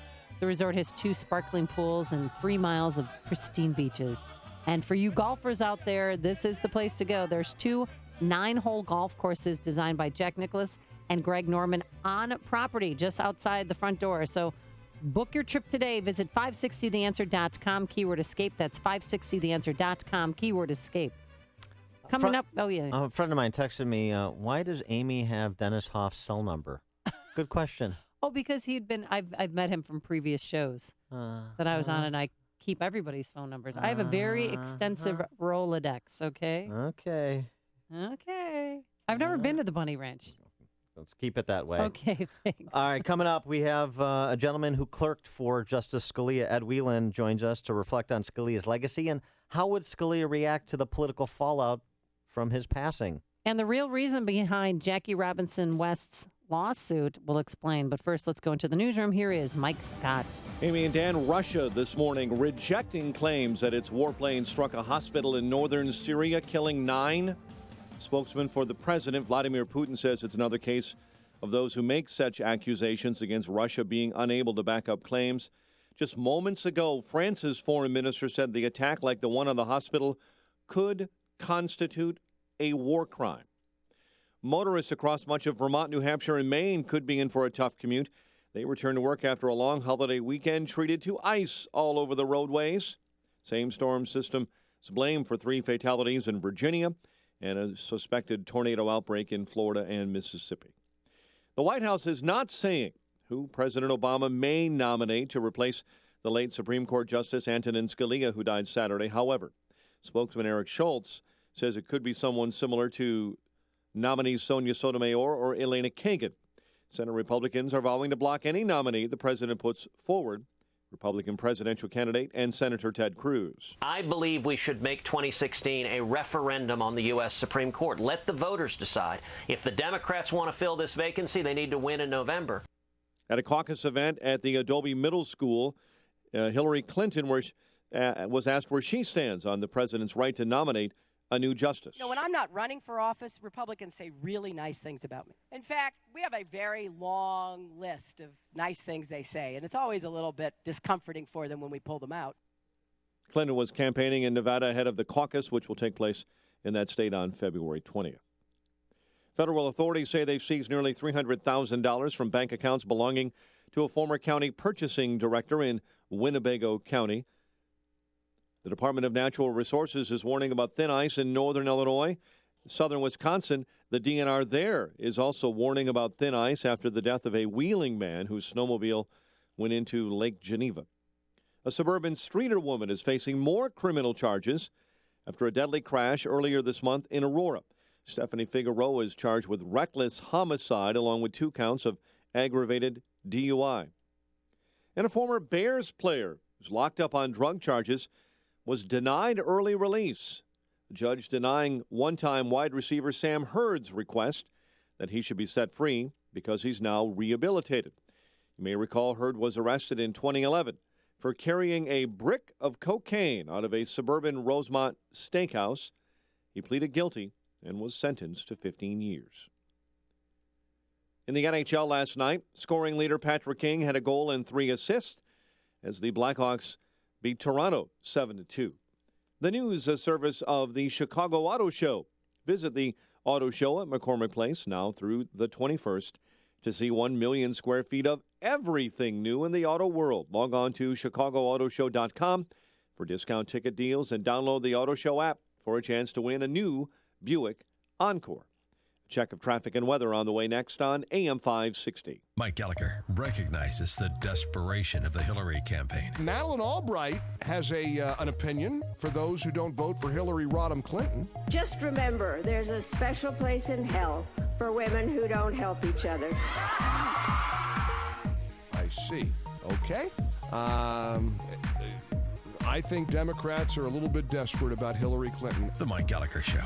Weekdays at 9, right before Dennis Prager at 11 on AM 560. The Answer. See the nation's largest auto show at McCormick Place now through the 21st. Log on to ChicagoAutoShow.com for details and download the Auto Show app. Are you embarrassed by your tired old blinds? When you think about replacing them, do you feel overwhelmed? Then go to Blinds.com, the world's #1 online blind store. There's a huge selection right at your fingertips. You can watch helpful videos or get a free design consultation. And they have brand new offers each week. So go to Blinds.com, replace those old blinds, and hold your head up high, America. Go to Blinds.com or call 888-4BLINDS. That's 888-4-BLINDS. Call or go to Blinds.com today. I have to get to sleep. Tom had a stressful day, and now he can't shut down at bedtime. Need sleep. To fall asleep fast, millions of people turn to Unisom sleep gels. They're non-habit forming and quickly help you sleep soundly so you wake recharged. Tom? Unisom sleep gels. A stressful day deserves a restful night. Use as directed. Active ingredient diphenhydramine hydrochloride. In our Chicago Radio Deals.com traffic center, here's Jim Talamonte. Thanks, Mike. The inbound Edens has a 5-minute delay from Toohey to the junction. Outbound, it's 5. The Kennedy, 26 minutes. O'Hare to downtown. Outbound, 27. The Eisenhower, 42 minutes. Thorndale to the Loop. Outbound, 30. Stevenson, 42 minutes. 3:55 to Lakeshore Drive. Delays on 55 in both directions approaching Joliet Road. There's a southbound crash in the center lane. Ryan, 22 minutes, 95th to downtown, I-57, 22 minutes, I-80 to the merge. Crash reported at Holstead, Bishop Ford, 25 minutes. And traffic is a service of the Chicago Auto Show. Visit the Chicago Auto Show at McCormick Place now through the 21st. See 1 million square feet of everything new in the auto world. Log on to ChicagoAutoShow.com. Discount ticket deals. Download the Auto Show app for a chance to win a new Buick Encore. Traffic answers when you need them most. I'm Jim Talamonte, AM 560, The Answer. Chicago's Morning Answer continues next. Your official Chicagoland weather forecast. From the AirComfort.com Weather Center, 80 years of quality mechanical solutions for your business. Cloudy, not as cold. We're looking at an afternoon shower, high 36. 25 at O'Hare. Next news coming up at 7. And Chicago's Morning Answer with Dan and Amy continues next on AM 560, The Answer. This hourly segment is brought to you by the Property Tax Show, Saturdays at 6 p.m., hosted by Brad Hayes, Chicagoland's property tax expert. Your money. Find out how to keep more of it and live debt-free. Tonight on The Dave Ramsey Show, starting at 7 on AM 560. The Answer. Dan and Amy, so still a lot of tributes pouring in for Justice Antonin Scalia, appropriately so. The most important constitutional scholar on the bench since John Jay, in my humble opinion. And coming from a lot of quarters, and not just colleagues like Ruth Bader Ginsburg, who came from a different ideological perspective. Piece in The Atlantic today, why Scalia was so great.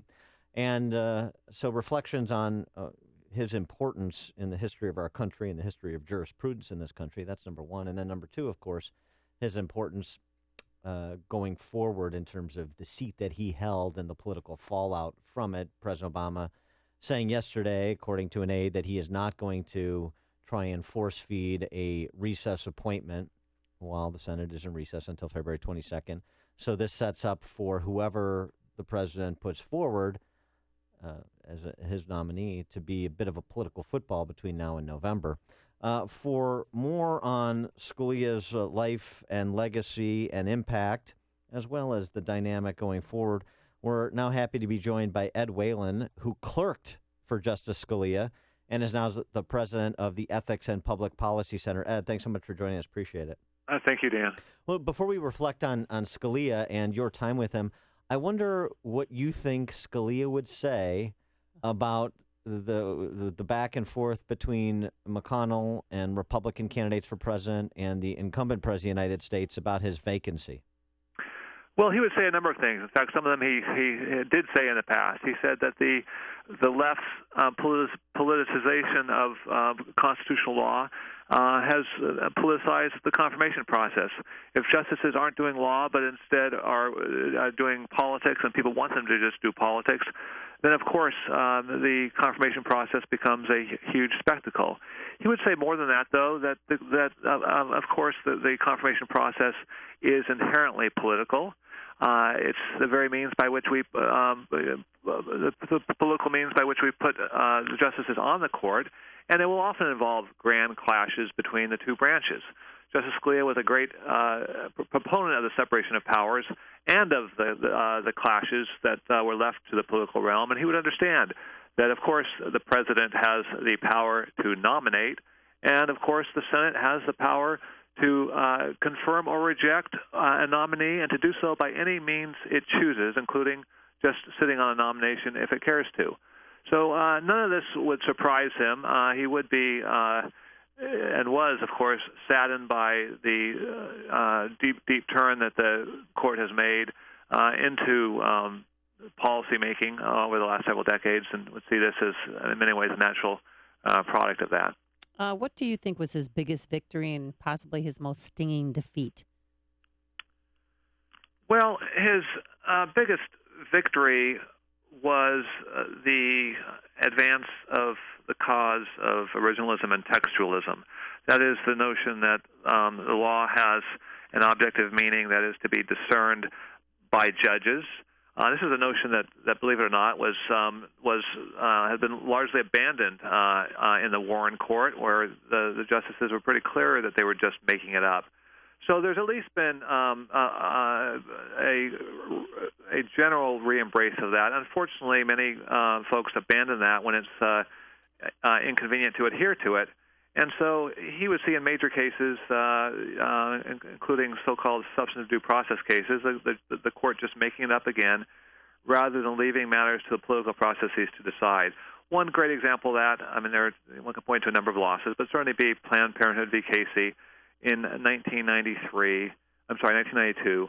The Supreme Court had the opportunity to overturn Roe versus Wade, and Justices Kennedy, Souter, and O'Connor blinked and wrote a ridiculous opinion that said that they were going to resolve this issue once and for all. Of course, it hasn't turned out that way. And Justice Scalia, let me be clear, Justice Scalia, whatever his own personal views on abortion were, his constitutional position was that this is a matter that's left to the political processes to decide. He wasn't going to entrench his pro-life views, assuming those were what they were, into the Constitution. He was going to leave that where the Constitution left it. And I think he sees a lot of the ugliness and divisiveness around the court resulting from the court's failure to abide by that general rule that contentious issues that are left by the Constitution to the democratic processes should be left there, not seized by the court. Abortion is one example. Obviously, there are plenty of others. Yeah, that constitutional clarity is really important. I remember a piece that he wrote for First Things about 12 or 13 years ago where he made the point explicit. If there was a move to ban abortion at the federal level, I would also hold that to be unconstitutional because the Constitution is silent on it, so it's a matter for the states. So to your point about not imposing his personal view and kind of bootstrapping where he would like the country to be into the Constitution. Right, and you see that likewise on issues of same-sex marriage, the death penalty, and so on, where his supposed arch-conservative position was simply that this is a matter that's left to the democratic processes, not one on which he or other justices can impose their own moral or policy preferences. In his epilogue in his book Dissents from about a decade ago, he writes about what Scalia's America would look like, and I thought this was just an interesting few pages of Scalia's kind of vision for if he could wave a wand and what this would be like, and even in that kind of hypothetical world of Scalia's America, he's still moored to the Constitution, which is pretty interesting. He writes, in Scalia's America, the expansions of freedom, democracy, and diversity would be ably protected by, among other institutions, courts that respect the rule of law. Judges charged with interpreting laws would give words their ordinary meaning. They would moor their solutions of constitutional disputes to the text of the Charter and the meaning of its framers. America would be reborn as a nation of laws and not of men. It seems to me, despite Scalia's best efforts, we're a bit unmoored, and we look more today like a nation of men and not law than we did when he was confirmed in '86. Well, things will get far, far worse if President Obama has the ability to entrench a liberal majority on the court for the next generation. At that point, any pretenses of moderation on the part of the liberal justices will disappear. It'll be anything goes. You'll see a severe restriction of First Amendment free speech rights in the name of so-called hate speech, which turns out to be any speech the left disagrees with. You'll see a repeal of Second Amendment rights. You'll see property rights severely diminished. And the Constitution, as we know it, will become something very, very different. So that's why this battle over the coming months is so important. And those who respect Scalia's legacy, ought to do their best to fight to make sure that his seat isn't handed over to someone who rejects it. More importantly, I suppose the American people can decide. Now that things are crystallized, they can decide in November if they want to take this anti-constitutional route. Well, at least give them the opportunity to vote that in by selecting a president who would do that in November with the issue clearly before them, rather than claiming that somehow this is a result of their votes in 2008 and 2012. Ignoring, of course, the Senate vote, the votes for senators in 2014. So I hope very much that this seat remains vacant for the next president. And that would be one way of honoring Justice Scalia's legacy. Now, during your time when you were clerking for Justice Scalia, what value did he instill in you or help bring out in you as a man? Well, he deeply shaped my legal thinking and the need for rigor, always trying to test one's own views against policy preferences. Lawyers should be trained to do this, but the easiest way, if you advance a principle, is change the facts and see if you still adhere to the principle. If not, you're just advancing your own policy position. So he loved vigorous and rigorous debate. He, of course, was a brilliant writer, and it was just wonderful to see how he would take what we all thought were good clerk-written drafts and make them so much better and make them distinctively his own. It was just a wonderful experience. Some of the scuttlebutt on Scalia is that his clerks, his secretaries, anybody that was under his employ or even colleagues, even if they disagreed with him, they really enjoyed being around him. He was an affable, entertaining, fun guy to be around. Was that your experience? Is that a fair characterization? Absolutely. Of course, work was work, so I'm not going to say he was, singing show tunes, 10 hours a day, though he would occasionally break into a ditty. But, no, he had a wonderful laugh, great storyteller, really enjoyed the company of people. And again, you could see how his, friendships crossed ideological lines. He could see the good qualities in people with whom he disagreed vigorously on legal and moral issues. He was a great man in so many respects. Did you ever get to go hunting with him? I never did go hunting with him. No, I missed out on that. All right. Ed Whalen, he was a former clerk for Justice Antonin Scalia, as we've been discussing, and he is the current president of the Ethics and Public Policy Center. Ed, thanks so much for joining us. Appreciate it. Thank you, Dan and Amy. And he joined us on our turnkey.pro answer line. Before you see it on TV, share it on Facebook, or read about it in the paper, hear it here first. This is Chicago's Morning Answer on AM 560. The Answer. Oh, JRW parents are at it again. We'll explain, but first, here's your forecast today. Mostly cloudy, not as cold. We're going to have a light snow shower, anywhere from a dusting to an inch. It'll begin this afternoon, a high of 36 degrees. Let's get the travel times and back to work Tuesday, right, Jim? That's right, Amy. In Morton Grove, nobody's going anywhere on Gulf Road. It's shut down between Waukegan Road and Harms due to a crash. Inbound Edens, we have more normal type delays today than yesterday. It's slow 2E to the junction, 25 minutes Lake Cook to Montrose, outbound 22. The Kennedy, 35 minutes O'Hare to downtown, outbound 27. The Eisenhower is 43 minutes Thorndale to the Loop, outbound 32. Stevenson now 47 minutes, 355 to Lakeshore Drive. There are delays on 55 southbound Lamont Road to Joliet Road with a crash now in the two right lanes. The northbound Gabers delay starts at 126. The Ryan 22 minutes, 95th to downtown. Northbound Tri-State heavy from Reagan Tollway to the Eisenhower. Eastbound Adams Tollway, it's now really tied up from Bartlett Road to before Roselle, where there's a crash in the left lane. Jim Talamonte, ChicagoRadioDeals.com, Traffic Center. I'm Lou Dobbs. President Obama meeting with Asian leaders in Southern California and some Ohio motorists filling their empty gas tanks for just 26 cents a gallon. Those stories next. I believe in the American entrepreneur. The small business owner is truly the backbone of the American economy. Hi, I'm Steve Cooper, co-founder of Ursop.com, the entrepreneur rollover stock ownership plan. My partner Karen Franklin and I started Ursop.com over 15 years ago because we're on a mission to help as many people as possible open and run their own businesses, simply, quickly, and easily by using their own retirement funds. Then 3, 4, 5 years later, put the money back and have the corporation carry on by itself. Then you'll have the business and the security of the retirement funds too. We recently worked with a gentleman who accomplished this in only 9 months. Ursop.com can set it up for you in about 2 weeks. It's pre-approved by the IRS and it's totally legal. We've helped thousands of people achieve the dream of being their own boss. Give us a call, and let's talk about how we can help you, too. Call 866-MY-ERSOP. That's 866-MYERSOP. Invest in yourself. Call 866-MY-ERSOP. 866-MY-ERSOP. Wall Street investors back in action today after the country took a break for the President's Day holiday. President Obama joining leaders of 10 Asian nations for talks in Southern California.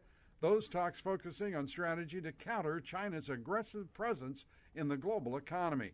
America's lobster industry keeping more of its catch here in the United States rather than shipping it to Canada.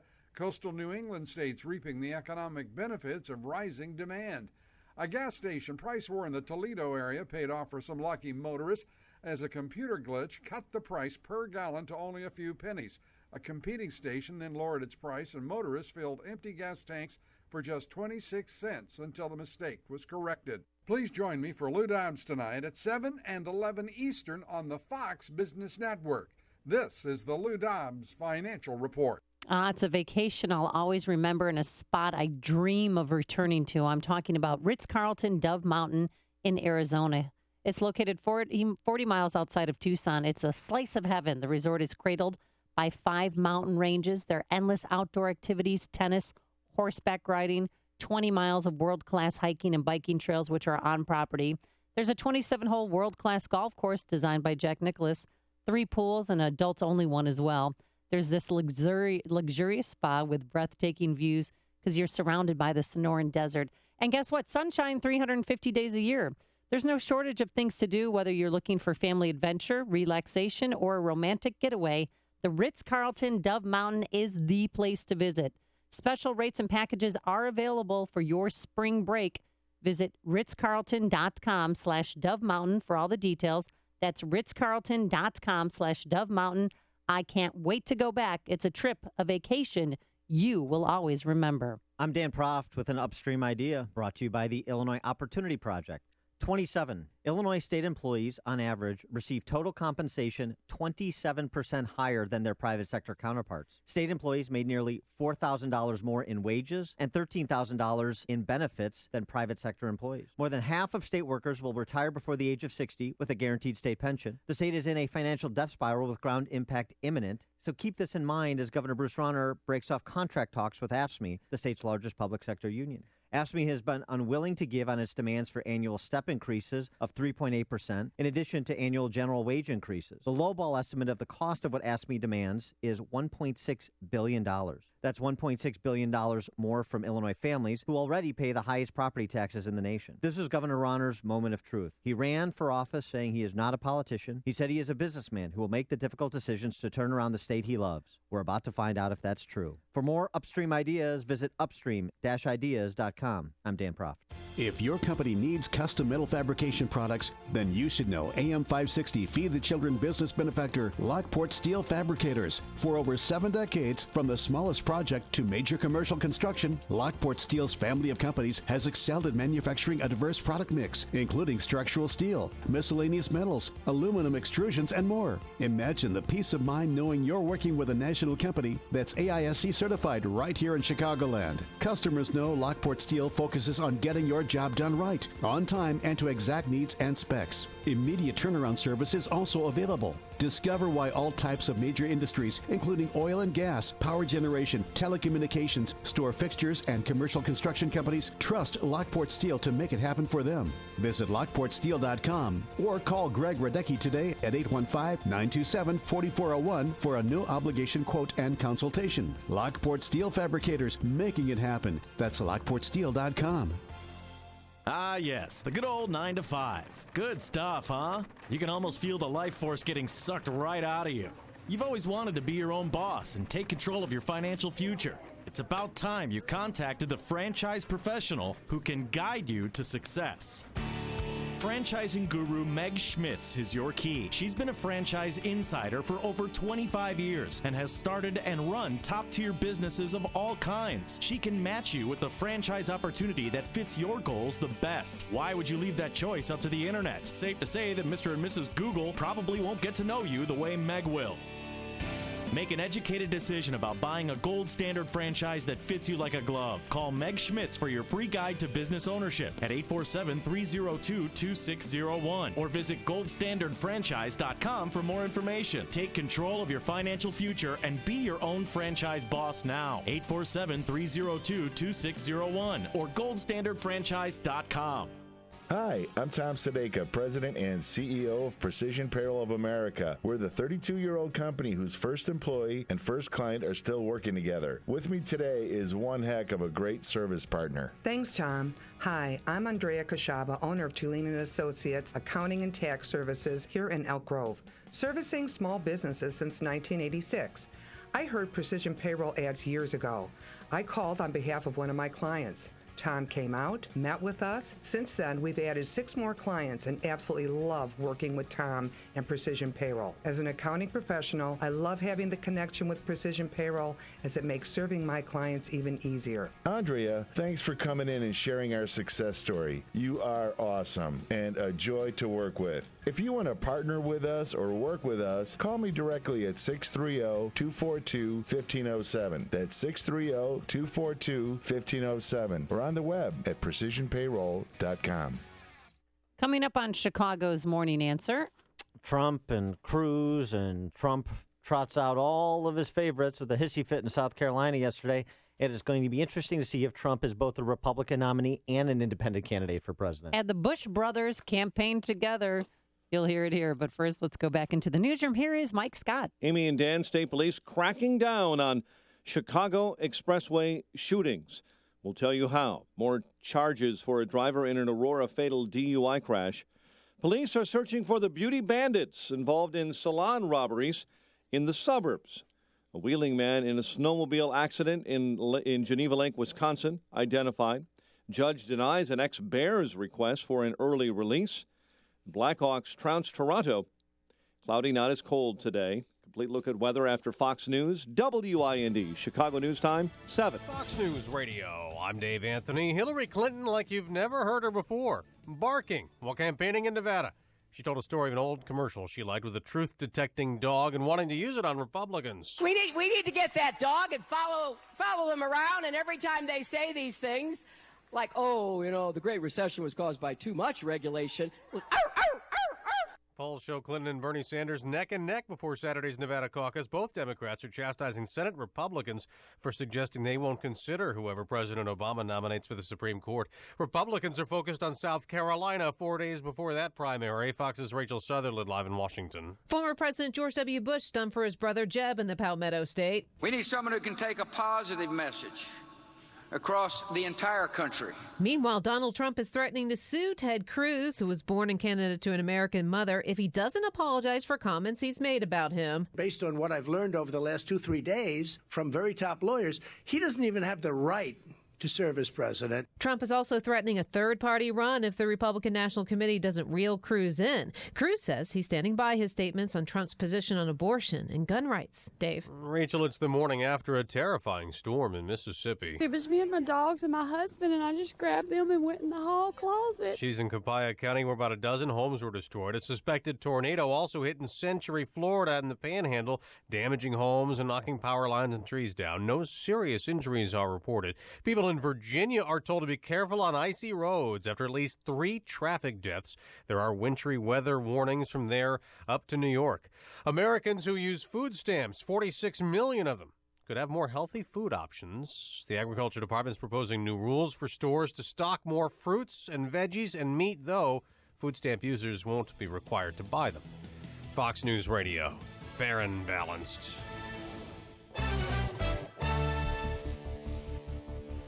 Mostly cloudy skies this morning. 25 degrees in Chicago at 7:02 on AM 560. The Answer. Good morning, I'm Mike Scott. Illinois State Police say they're going to start a crackdown on violence spilling over from gangland areas in the city of Chicago onto Chicago area expressways. Troopers said yesterday they'll begin using aircraft and other vehicles as part of the Chicago Expressway anti-violence surge. The ISP is ramping up patrols to stop criminals in their tracks. We'll use aircraft, video cameras, covert vehicles, and undercover officers for surveillance. You won't see us, but we will see you. However, police will also say they have more uniformed troopers and marked vehicles on expressways currently. The DNR warning about thin ice across northern Illinois, and the DNR in Wisconsin the same about lakes in that state after the death of an Illinois man whose snowmobile went into Geneva Lake. DNR says the man's snowmobile hit open water in the middle of that lake 9 p.m. Sunday. 53-year-old Mark Renninger of Wheeling died at the scene. Another man also snowmobiling on the lake was hospitalized, rescued, and treated for hypothermia. Police in and around the Chicago area are on the lookout for the beauty bandits, suspects who've pulled a string of burglaries at area hair and nail salons. 70 burglaries have occurred in 31 suburbs and in the city of Chicago. In Northbrook, there have been 8 burglaries alone. Some salons have been hit twice. Chicago, in one of its suburbs, says trains operated by a major railroad keep blocking traffic in violation of the rules they're obliged to follow. Mayor Rahm Emanuel said Monday in a statement that CSX trains also at times hinder residents from getting to hospitals quickly during emergencies. Chicago and Evergreen Park sent their complaints to the federal transportation regulator, seeking an end to disruptions along the Elsdon Railway Line. The line cuts across Chicago's far southwest side. Blackhawks beat Toronto last night 7-2. NHL scoring leader Patrick Kane, a goal and 3 assists. The news, the service of the Chicago Auto Show. Visit the Chicago Auto Show at McCormick Place now through the 21st to see 1 million square feet of everything new in the auto world.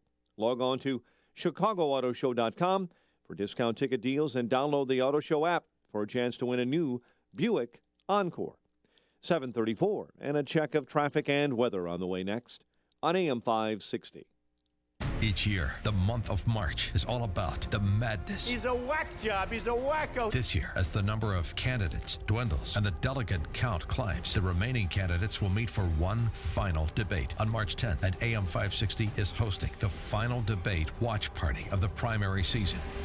On Thursday, March 10th at Austin's Fuel Room in Libertyville. Tickets are just $25 and include an all-you-can-eat buffet. Visit 560theanswer.com/March. That's 560theanswer.com/March. Sponsored in part by Black Rhino Concealment. When elderly family require care, you insist on local medical professionals with specialized training in home service and nursing. Alliance Home Service is a leading family alternative to nursing home and institutional care. It's critical to ask the right questions when matching a caregiver to your loved one to maintain the most positive lifestyle for your entire family. Alliance Home Service is among a select group of Chicagoland companies providing in-home non-medical care such as hygiene, medication reminders, activities and companionship, and medical care. All caregivers have the highest level of training and expertise. You'll experience the cost efficiency of in-home care as well as the level of caring you expect from family. Call founder and registered nurse Linda Weiler at 866-227-3459 or AllianceCaregiver.com for no obligation family care consultation. Alliance Home Service, our family caring for your family. That's 866-227-3459 or AllianceCaregiver.com. Uber is an app that helps you make extra money just for driving your car.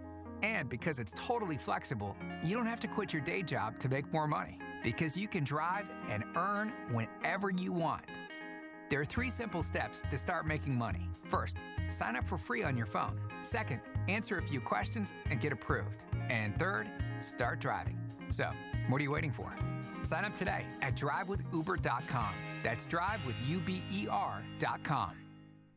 This is an announcement for all people who want to take a risk-free challenge to whiten their teeth in 5 minutes using clinically proven power swabs. This risk-free challenge is for people whose smile has been yellowed by coffee, tea, or smoking. It's so effective, we challenge you to try it for 5 minutes to see how white your smile could be. If lines are busy, try again. Dial 1-800-663-1592. That's 1-800-663-1592. 1-800-663-1592. 7:07 in our ChicagoRadioDeals.com traffic center. The very latest with Jim Talamonte. Thanks, Mike. The Edens inbound has delays starting around Niles Center. It's 34 minutes. Lake Cook to Montrose, outbound 27. Kennedy, 38 minutes. O'Hare to downtown, 18 from Montrose, 14 in the Express. Outbound 31 minutes to the airport. Eisenhower, now 53 minutes. Thorndale to the Loop, 40 minutes from Manheim. Outbound 40 to Thorndale. There's a crash at St. Charles in the left lane. Stevenson, 48 minutes, 3:55 to Lakeshore Drive. Southbound 55, jammed Lamont Road to Joliet Road with a crash blocking 2 right lanes. Northbound, the Gapers delay starts at 1:26. Bryan is 22 minutes, 95th to downtown. I-57, 22 minutes, I-80 to the Merge, Bishop Ford, 25. Southbound Lakeshore Drive, heavy 18th to the Stevenson. Northbound Tri-State slow from the Stevenson to the Hinsdale Oasis. Then from the Reagan Tollway to 290. The eastbound Adams Tollway jammed. Beverly to before Roselle Road. There's a crash in the left lane. Westbound slow Roselle to Barrington Road. Traffic answers when you need them most. Jim Talamonte, AM 560, The Answer. Chicago's Morning Answer continues next. Your official Chicagoland weather forecast. From the AirComfort.com Weather Center, AirComfort.com, 80 years of quality mechanical solutions for your business. Here is meteorologist Kevin Snyder. Today, mostly cloudy and not as cold. A snow shower for the afternoon, high 36. Couple of evening flurries, otherwise mostly cloudy tonight with a low 24. Mostly cloudy with a flurry around tomorrow, high of 30. I'm Kevin Snyder on AM 560, The Answer. Clouds and 24 at O'Hare, 26 along the lakefront. It's 23 this morning in Aurora. Next news update at 7:30. Chicago's Morning Answer with Dan and Amy continues next on AM 560, The Answer. This hourly segment is brought to you by Advanced Planning Advisors, bringing you Smart Money Talk with Mike Moylan and Rob Curvin, Saturday mornings at 6. Good morning. Welcome to your Tuesday morning briefing. Here's what you need to know to start your day. Donald Trump and Marco Rubio both have the very same pattern. Whenever anyone points out their record, they simply start screaming, liar, liar, liar. Now, he'll apologize, but I don't want an apology after the election. I want the apology before. And if he doesn't, I'm going to bring a lawsuit because, in my opinion, based on what I've learned over the last 2-3 days from very top lawyers, he doesn't even have the right to serve as president. Donald Trump didn't say that the Twin Towers coming down was George Bush's fault. He said George Bush didn't keep us safe, and there are thousands of families that would agree with that. This is Chicago's Morning Answer with Dan Proft and Amy Jacobson on AM 560, The Answer.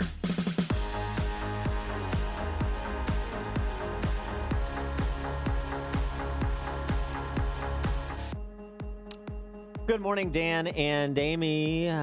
So first survey out since the debate on Saturday night, I should say. And Amy, much to your chagrin? No, please tell me you're going to give me good news. The good news, if you're a Trump supporter, I'm not a Trump supporter, and you know that. 35%. That's where Donald Trump finds himself. This, according to a public policy polling survey. Cruz and Rubio tied in second place at 18. Then Kasich in fourth. Bush Carson tied for fifth with 7%. So this is frankly consistent with where Trump was, where the race was going into the debate on Saturday night. So it didn't change anything much. But the question is, did it change your opinion? We've got a primary March 15th. That's not so far away. Did what Trump did on Saturday night, how he behaved, what he said, in addition to what he was saying yesterday at his press conference, some of which you heard at the top here, did it change your mind? 312-642-5600, turnkey.pro answer line, 64636DA, turnkey.pro text line. And you can also download the AM560 mobile app and communicate with us this way. So he was on offense with respect to Ted Cruz because Ted Cruz is the worst person in the world. Mr. Trump, your comments about George W. Bush and 9/11, Ted Cruz said today that was like Michael Moore, that you were taking... Well, Ted Cruz is desperate. Look, he's Yeah, I think Ted's a very unstable guy. We put out a little release. I think you probably get it. Did you get the release, John? I think he's a very unstable guy. And I must tell you one thing about Ted Cruz that I can say that only to a minor extent by comparison for the other politicians. I haven't been doing this long. I've been in it since June 16th. But I will tell you, I have never, ever met a person that lies more than Ted Cruz. I have never, ever seen anything like it. So do you agree that Ted Cruz is a psychopathic, pathological liar? Well, he always points to the fact that Ted Cruz made robocalls out to further the rumor that Ben Carson was dropping out of the Iowa caucuses. Well, here's the robocall. Hello, this is the Cruz campaign with breaking news. Dr. Ben Carson will be planning to suspend his campaign following tonight's caucuses. Please inform any Carson caucus goers of this news and urge them to caucus for Ted instead. Yeah. Well, that's just a little... Keep relitigating that. Well, Donald Trump is. So when he keeps calling him a liar, liar, liar, which he did 22 times at Saturday night's GOP debate. Yeah. And that's what he's pointing to. Also said Donald Trump, he's pro-life. That's one of Cruz's big lies, is to suggest that Donald Trump was pro-choice, was even for keeping partial birth abortions legal before his 11th hour conversion. Never heard the conversion story. Love to hear the conversion story. How did you go from where you were when you sat down with Tim Russert, Donald Trump, to where you are today as this pro-life champion, even though at the same time you say Planned Parenthood still does some good things and you repeated it on the debate stage on Saturday night? Here's Ted Cruz's new ad on Donald Trump. I'm Ted Cruz, and I approve this message. Life, marriage, religious liberty, the Second Amendment. We're just one Supreme Court justice away from losing them all. Would President Trump ban partial birth abortion? Well, look, I'm very pro-choice. But you would not ban it? No. Or ban partial birth abortion? No, I would. I am pro-choice in every respect. We cannot trust Donald Trump with these serious decisions. So that's nice. We're out today. No, yeah, it's out. It's up in South Carolina. So Ted Cruz is lying. Donald Trump didn't say that. That wasn't Donald Trump sitting across from Tim Russert on Meet the Press who said that about his position. And you're not interested at all, if you're a Trump supporter, on the conversions, what led to the conversions for Trump on a range of issues, from guns to abortion to the Republican Party, for that matter. Is Cruz making a point when he says anybody who made donations, for example, to John Kerry in 2004 when he was a presidential candidate, can hardly turn around and say, I'm concerned about conservative Supreme Court justice appointments? Is that a fair argument? I think there's some fair arguments to be made. Here's another one. Donald Trump on Saturday night adopting the MoveOn.org position that W lied and people died with respect to the war in Iraq. Obviously, it was a mistake. So George Bush made a mistake. We can make mistakes, but that one was a beauty. We should have never been in Iraq. We have destabilized the Middle East. But so you still think he should be impeached? I think it's my turn, isn't it? You do whatever you want. You call it whatever you want. I want to tell you, they lied. Okay. They said there were weapons of mass destruction. There were none, and they knew there were none. There were no weapons of mass destruction. All right. This isn't about relitigating the Iraq War, but it is about what Donald Trump said, what he believes, apparently. He said it. And then what he said yesterday. I mean, he sounds exactly like one Michael Moore, because Michael Moore was spewing out the same rhetoric soon after we got involved in the Iraq War. So everybody just heard that, right? Everybody heard Donald Trump say they lied, they knew it. So it was purposeful deception as the predicate to go to war in Iraq after 9/11. That's what Donald Trump claimed on Saturday night. Is that clear? Yes, I heard it. You heard it. We agree. Okay. Well, Donald Trump was on with our colleague Mike Gallagher yesterday, and I don't know what debate Mike Gallagher was watching. I'm sorry to say, but his characterization, as well as Trump's, doesn't square with what we just heard. Then I read about it afterwards, and it said, Trump says Bush lied purposefully and got us into 9/11 based on a lie. He lied. And then I saw the debate, and I said, well, that wasn't what Donald Trump said. I didn't say it. Yeah, they write it the way they want. That was the way it was characterized. He didn't say it? He did. They write it the way they want. Those words came out of his mouth. We just played it for you here. 312-642-5600 is our turnkey.pro answer line. My head's spinning. Should we send Mike Gallagher the clip? We could MP3 it to him in a hot second. I'm happy to do it. But the larger point, of course, is does anything that Trump says matter? Is there any scrutiny applied? Would you apply if you had another candidate not named Donald Trump who had this record of previous statements, previous positions? And we're not talking about in the kind of way distant past. We're talking about somebody who's in their mid-50s making these statements, taking these positions, making these donations. So it wasn't a youthful indiscretion. I think it's difficult to make that claim. And when you have an ARP card in your hand. And then it's a 180. And it's not a 180 on one issue. You know, for example, on the issue of abortion, just to use this as an example. I mean, I've gone to pro-life conferences where a former abortionist will speak and say, you know what, there was a moment where I had the baby in my hands and I had a conversion. I had an epiphany. This is wrong what I'm doing, and I changed, and now that's why I'm a pro-life advocate. Other stories, people who had abortions or been part of a couple that, you know, had an abortion and they changed because of that experience. And people can change their positions on issues for all kinds of reasons. But have you ever heard a conversion story about why Donald Trump believes something that is 180 degrees from what he believed just a few years ago, a few minutes ago, on a range of issues? Well, I don't know if anybody's even asked him. I mean, even look at immigration. He's changed his position on that. From 2012. Right, but even from a few months ago, I'll kick him out, but then I'll let him come back in. I mean, he's all over the board. He's all talk and no action. Well, he may be action, but the question is, can you trust whatever action he takes? I'm getting worried. What is I'm concerned. What is the basis to trust this candidate? that he will say that he will do what he is saying he will do today, that he will abide the positions that he is saying he will abide today. What is the historical evidence that suggests that anything Donald Trump says is enduring?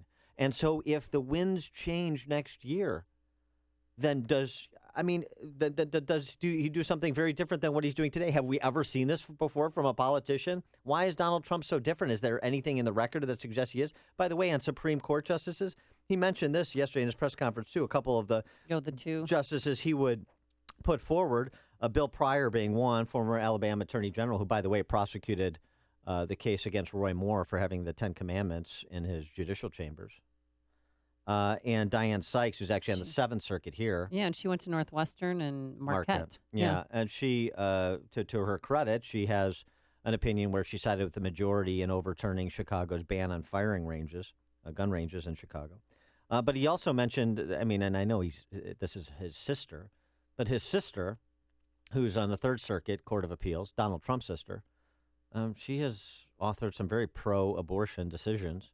And he suggested... He mentioned his sister? He mentioned her previously. He suggested she would be a great Supreme Court justice, but, because of nepotism, she's ruled out. So... he's all over the board. Yesterday, too, he even claimed he might run again as a third-party candidate.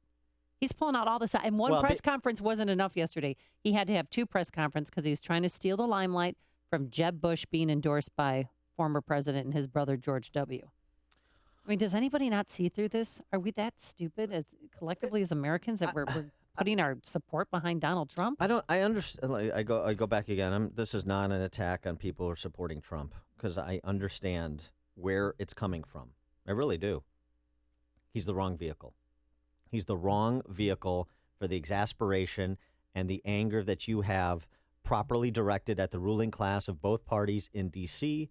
and, frankly, in Illinois, in Springfield. I totally get it. Trump is the wrong vehicle, and he has not put that on display any more clearly than on Saturday night and yesterday following on Saturday night. And I just don't know if any of it matters, but we're going to take your calls and get your opinions right after this. This is the morning show more Chicago radio listeners are choosing. This is Chicago's Morning Answer on AM 560. The Answer. Cloudy start to your day and snow showers this afternoon, anywhere from a dusting to an inch, a high of 36 degrees. Let's get the travel times. Here's Jim Telemonte. Thanks, Amy. It's a mess on the eastbound Adams Tollway from the Fox River Bridge to just before Roselle Road, where a crash has the left lane blocked. It's a huge delay. The northbound Tri-State has slow traffic from the Calsag Bridge to Cicero, where two right lanes are blocked with a collision. Then it's slow from the Stevenson to the Hinsdale Oasis and from the Reagan Tollway to North Avenue. Northbound Veterans Memorial stop on Go 75th to the Reagan Tollway. The Edens, 22 minutes. Lake Cook to Montrose, outbound 27. The Kennedys, now 47 minutes. O'Hare to downtown, outbound 31. The Eisenhower, an hour and 3 minutes. Thorndale to downtown, 50 minutes from Manheim, outbound 45 to Thorndale. And there is a crash at St. Charles in the two left lanes. Stevenson, 55 minutes, 355 to Lakeshore Drive, but to the south, big delays on 55 in both directions with a southbound crash near Joliet Road. The Ryan is 22 minutes, 95th to downtown. Jim Talamonte, ChicagoRadioDeals.com Traffic Center. You've heard us talk about it. Our upcoming trip to Los Cabos, Mexico. We're heading out April 2nd through April 9th, Saturday to Saturday. Our trip is presented by Dermatology and Plastic Surgery Associates and by Artistic Dentistry. The exclusive Apple Vacations price has expired, but there's still limited availability. So if you want to join us in Cabo, book your trip today. Dan and I and all of you will be staying at the Secret Sport of Los Cabos Golf and Spa Resort. Adults only, all-inclusive, all suites resorts. It has all the bells and whistles. Every room has an ocean view. There's 8 scrumptious restaurants and 4 bars, even a cigar bar for Dan. And there's golfing, too. 2 9-hole golf courses on property. So book your trip today. Visit 560theanswer.com, keyword escape. When's the last time you saw a pay raise? For many Illinois families, it's been years, unless you work for state government. AFSCME workers have seen their salaries grow 5 times faster than Illinois workers' median earnings over the last decade. And they get Cadillac health insurance that most Illinois families can't afford. But that's not enough for Illinois government workers. They're demanding more, $3 billion more. Enough is enough. It's time to stand up for Illinois taxpayers. Learn more and make your voice heard at illinoispolicy.org.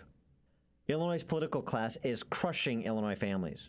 Illinoisans struggle to find good jobs and schools, and they struggle to pay for government workers who retire in their 50s and earn millions in retirement.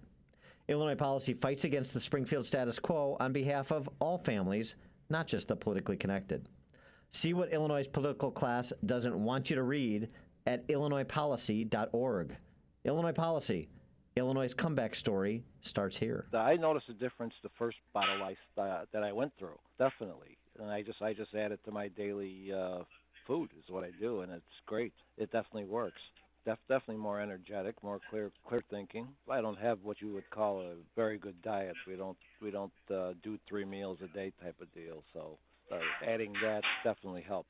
I just also want to let you know that, man, I really feel the difference. I never get sick. I'm 55 now, but I mean, I don't look it. I definitely really see the difference with them. So it's like, it's great. I do love it, actually. I can feel a difference.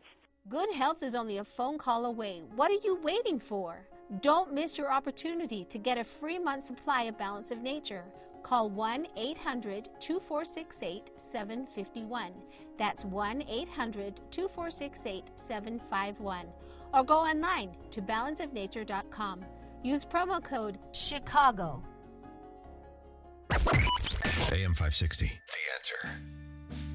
Dan and Amy talking about Trump and Cruz and the imbroglio that has spilled over from Saturday into the dueling press conferences yesterday. I also want to point people's attention to this, though, because this was the difference maker for Ted Cruz in Iowa. Could it be again in South Carolina? Now, he's got a lot of ground to make up in a short period of time, but from the Daily Beast, the secret army stumping for Trump, and it's not nearly as nefarious as the Daily Beast is making it sound, but there's a super PAC called Keep the Promise, which is actually doing a lot of the groundwork, not just financing television ads for Cruz, knocking on thousands of doors. The super PAC has upwards of 250 people canvassing the state for Cruz. Thus far, they estimate they've knocked on more than 93,000 doors, and by Election Day, they're shooting for 100,000. So could this move Cruz move Cruz at least past Rubio? They're kind of in a dead heat for second right now, and maybe even threaten Trump if he were to come back to the field a few points. I don't know. It seems like Trump is in a pretty strong position, but these numbers are volatile. I was listening to Charles Krauthammer last night on Fox News with Brett Baer, and he was saying all Donald Trump has to do is win South Carolina, and then it's over. I think that's, look, I've said from the beginning. So he'll pull out all the stops. He'll do whatever he has to do to win South Carolina. Well, he was doing some of that yesterday. Apparently, Yes, this is he what's was. working for him, so he's continuing to do it. I've said I think whoever wins South Carolina is going to be the nominee. So And you said it first. You're right. You're in good company. I am the Krauthammer. Kent in Montgomery. Hey, yeah, I want to talk about conversions, how powerful the stories are. I think of Dennis Miller, who used to be on your glorious channel. Yeah. And his story, I mean, he was never shy to talk about it, and he was very clear about it, that it started at 9/11, and then his mind began working through all the things he'd believed for a long time, and, flip. He flipped everything. He didn't flip on moral issues. No, he didn't. But I mean, it's a powerful conversion story. Yeah. Well, okay. What's Trump? Where's Trump's clown to conservative conversion story? Right. Well, that's what I want to know. Has anybody even bothered to ask him? I mean, do you think anyone has asked him? I haven't heard. How did you go from being pro-choice to being pro-life? That'd be a great debate, a great question in the specter of a debate. Just like having him answer the question, define conservatism, which he mangled beyond recognition. Mark in Lake County. Hey, good morning. Love the show. Love listening to you guys in the morning on the way into work and whatnot. Thank you. I think there's 2 points to make with Trump is right now there is not a better option. I trust Ted Cruz like I would trust Flint's tap water. Why?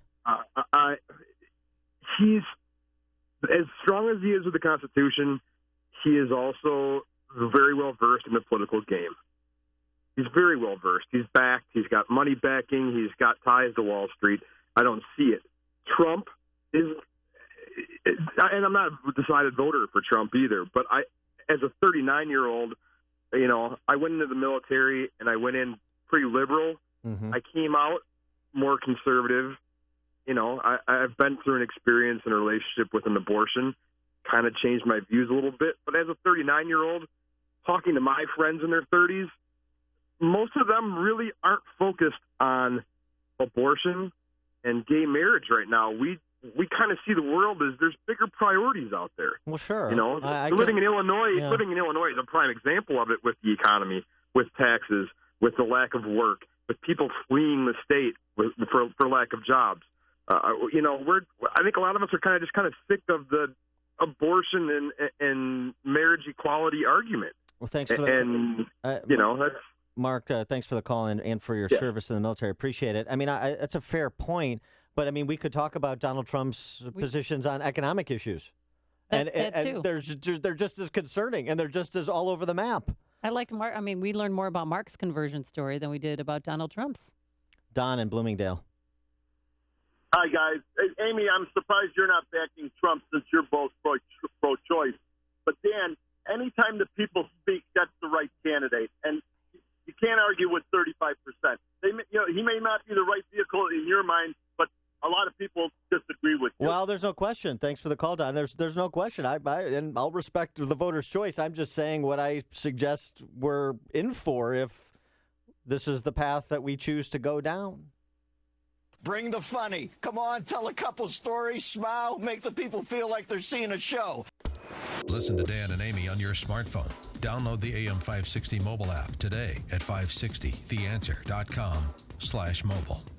Hey, if you're a car enthusiast who appreciates the joy of driving a high-end performance car or never lost your passion for classic or modern muscle cars, you need to know about this Feed the Children business benefactor. With decades of experience, Comet Motorsports provides car lovers with the highest quality service and performance products available. And Comet can save you money on quality service for your pride and joy. Hey, if you own a late-model European performance or domestic muscle car, Comet can install performance tuning software to reprogram your car's computer to increase performance without sacrificing drivability. Comet is a complete tuning facility. Man, Comet even installs parts furnished by customers. If you have minor dents and dings, including hail damage, Comet can perform expert paintless dent repair to avoid bodywork and painting. Call Comet Motorsports in St. Charles at 630-584-5400 or visit CometMotorsports.com. That's Comet with a K. AM 560, The Answer.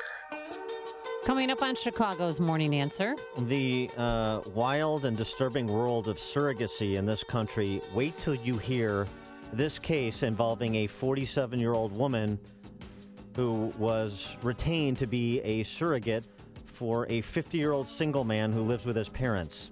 We're going to talk to the attorney of the wife at the woman in question at 7:37. But first, let's go back into the newsroom, and here is Mike Scott. Amy and Dan, clouds and 23 degrees. A Turkish official just moments ago said his country believes ground operations will be necessary in Syria to oppose ISIS. Says it's not possible to stop the fighting any other way. Meantime, Russian President Vladimir Putin has taken to the airwaves in that country, rebuffing claims that Russian warplanes struck at a hospital in northern Syria, killing 9. A prosecutor in Bahrain says 4 American journalists have been released. They were charged with illegally assembling with the intent to commit a crime. It's not clear right now whether they can leave that island nation. Pope Francis's visit to Mexico will take him to a hotbed of narcotics production and smuggling today, meeting with young people and pushing his vision of the future of the Mexican church. Republican presidential candidate Ted Cruz says Supreme Court Justice Antonin Scalia's death has emphasized the importance of this election.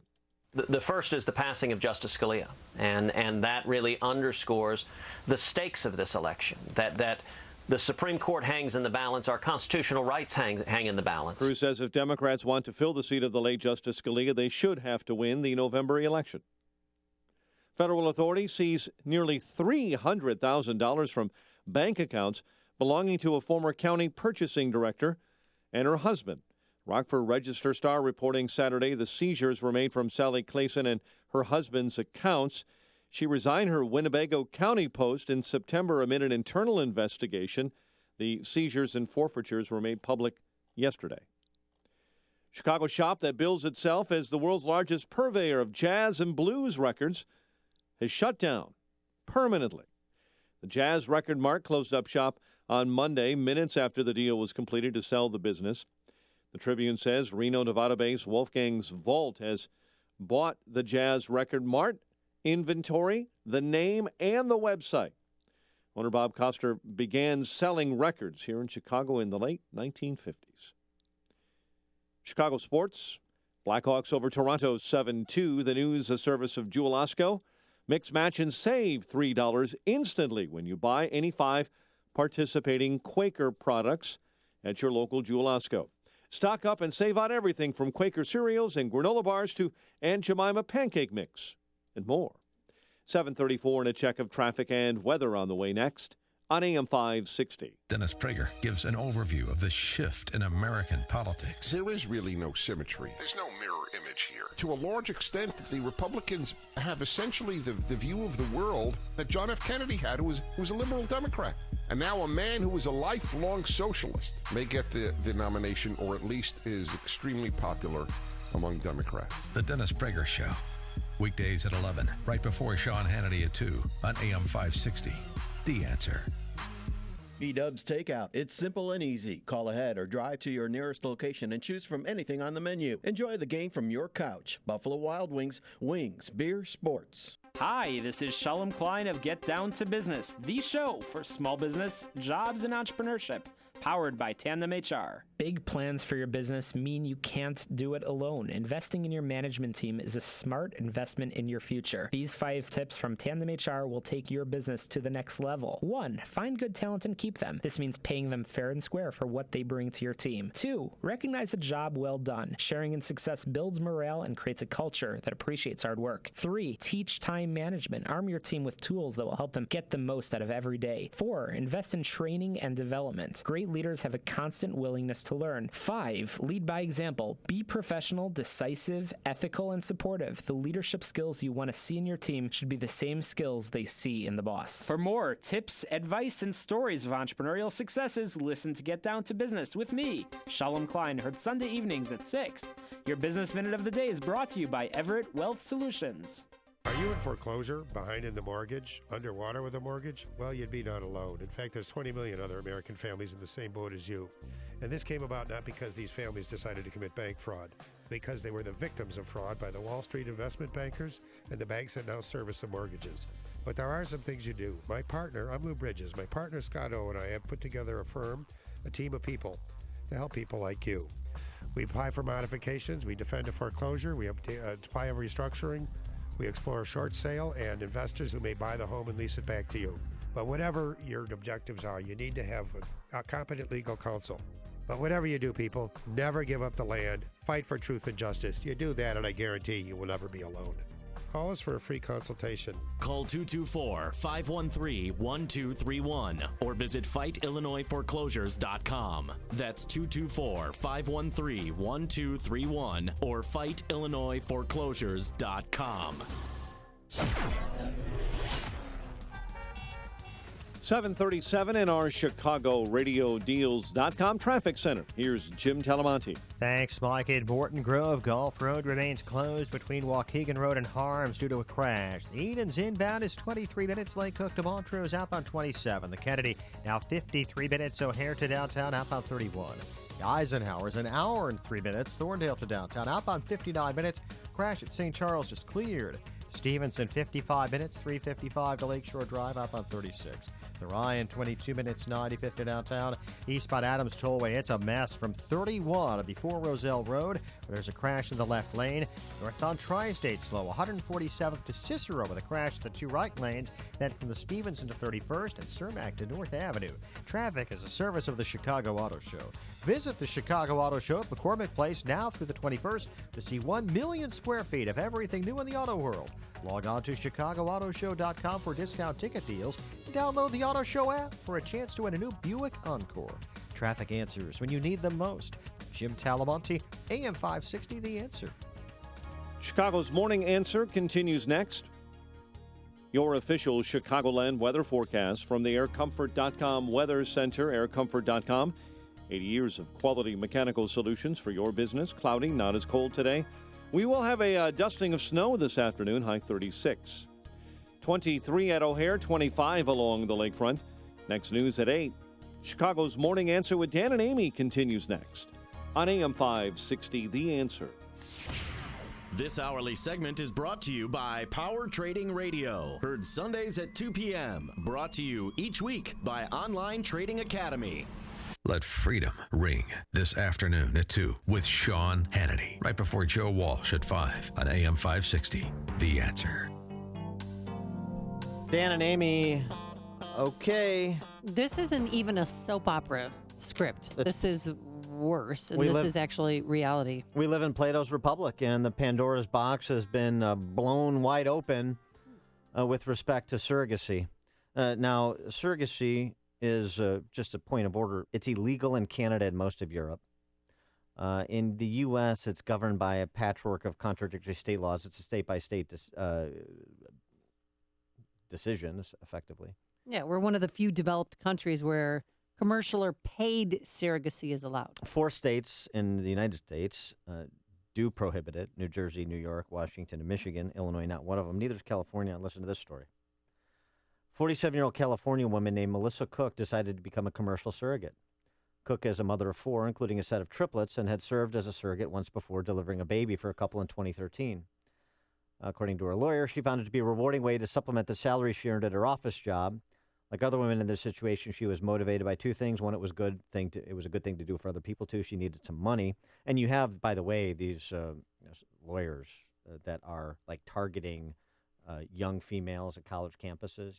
Get rid of your college debt in one fell swoop. And become a surrogate. My friend is a surrogate mom, and he spent $40,000 for the baby. And she delivered several babies. She's out of San Antonio. Her husband's in the military, and she lives on the base. And I love his son. So, I mean, this takes it to a whole new, different level. Well, I mean, there's a fundamental issue of the surrogacy and the legality of it in the first place. I mean, you disconnect the parent from the child. Is that something that you want to do? I mean, this is like a way station to get to artificial wombs, which is, I mean, you think this is like sci-fi? It's not. This is where we're going. Well, in this case, 47-year-old California woman named Melissa Cook, mother of 4, including a set of triplets. She enters into a contract with a 50-year-old single man who lives in Georgia. He is deaf, just pointing this out, lives with his parents. They've never met in person. And they don't talk on the phone because he's deaf. The 2 never spoke on the phone, right? They communicated via email. Right. Melissa Cook signs a contract promising her $33,000 to carry the pregnancy, plus $6,000 bonus in the case of multiples. And 3 eggs are implanted. Embryos. 3 embryos are implanted, thank you. And she's pregnant with triplets. And he picked male embryos, by the way. Right. Here's the one of the issues. One of the issues is that this 50-year-old single man, by the way, could the 50-year-old single man who lives with his parents adopt 1 kid, 2 kids, 3 kids? Probably not from China, not from Russia, because we've had some. Not from the United States. States. Yes, who've faced that. They thought, well, you can get a baby from China. No, you can't. Older than 50. And so the male in this contractual arrangement wants Melissa Cook, the female, the woman carrying the 3 children, to abort at least one of them, because he didn't want 3. I think the position now is he'll accept 2, but he doesn't want the 3rd. She says she's pro-life. She doesn't want to.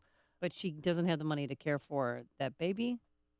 Or is that conjecture? No, she will keep the child if she is allowed to. The male in the case is saying, no, if you have the child, it's my child, and I'm going to put the child up for adoption, and you can't have the child because I'm so mad at you for not aborting the child. This is how Pandora's box. Well, let's get more on this. Let's bring in the attorney for the aforesaid Melissa Cook. Again, this is the 47-year-old woman who's pregnant with triplets. He is Harold Cassidy. Mr. Cassidy, thanks so much for joining us. Appreciate it. Good morning, Dan. Good morning, Amy. So did I have the facts of the case more or less correct? Essentially. I'd add that Melissa's goal, obviously this man cannot care for 3 children, and it's questionable whether he can care for any. Yeah, and so let's start there. the screening process by which, or the regulatory regime, apparently there isn't much of one, that would allow this individual to enter into a contract when it is questionable whether he has the capacity to care for any children? The statute in question is the most radical statute that appears to have been written by the surrogacy industry for the surrogacy industry. It has absolutely no protections to children, no protections to the women. The doctor who did a triple embryo transplant in a woman who was going to be 48 before the children were born, knowing it was creating a high-risk pregnancy for both the mom and the children, had no idea who was going to raise the children. He acted as if it didn't matter to him who was going to raise the children. The surrogacy broker, the same thing. And quite frankly, the correct interpretation of the statute, and this is an important issue, actually makes it that the court can't be concerned about what happens to the children. What happens to the children once the judge finds an order is of no concern to the court. So we're in a situation where it's now clear that this man can't raise the children. He has said that he doesn't have the money.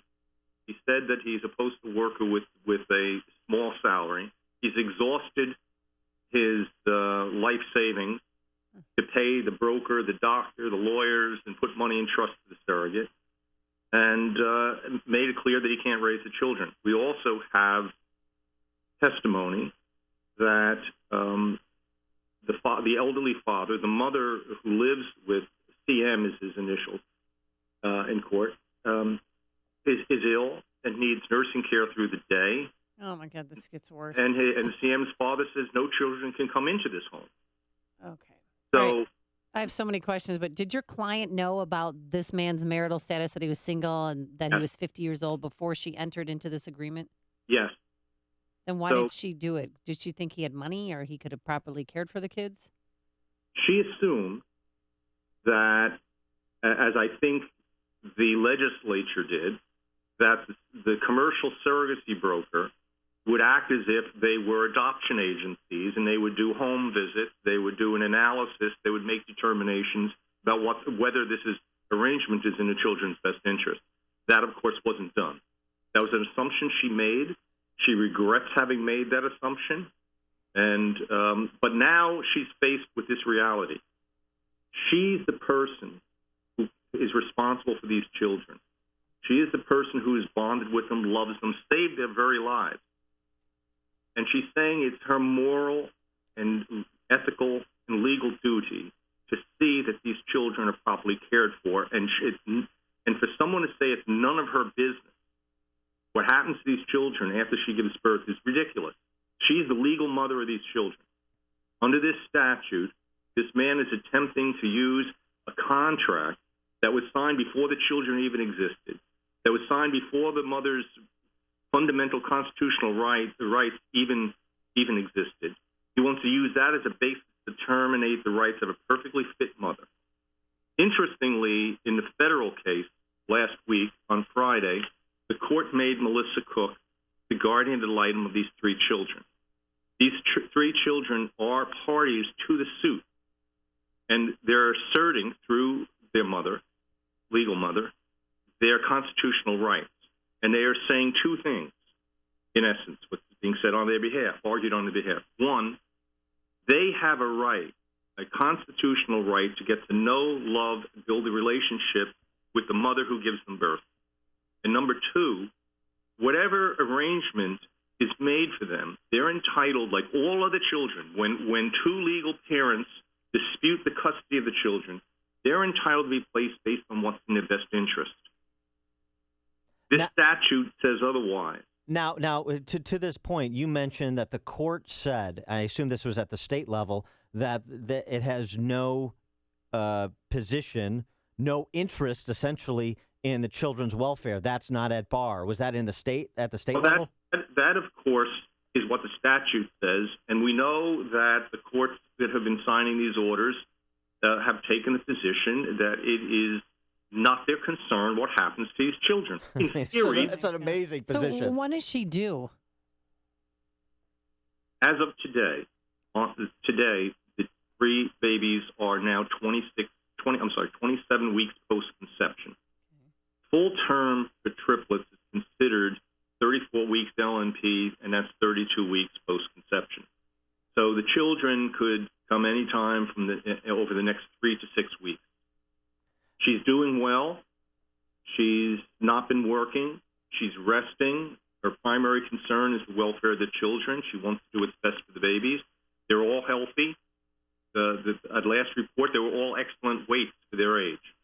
And now is CM, has he filed legal action against her for violating the contract, breach of contract?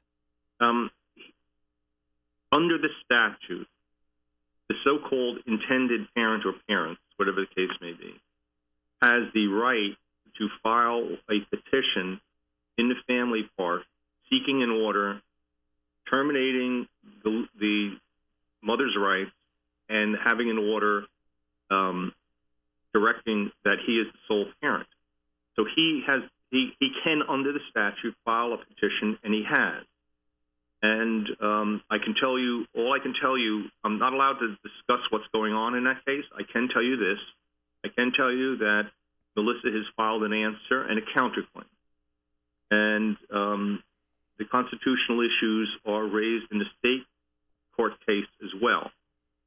That case is probably going to continue for some time. And I mean, there are some things you cannot do by contract. For example, you cannot enter into a contract to be a slave.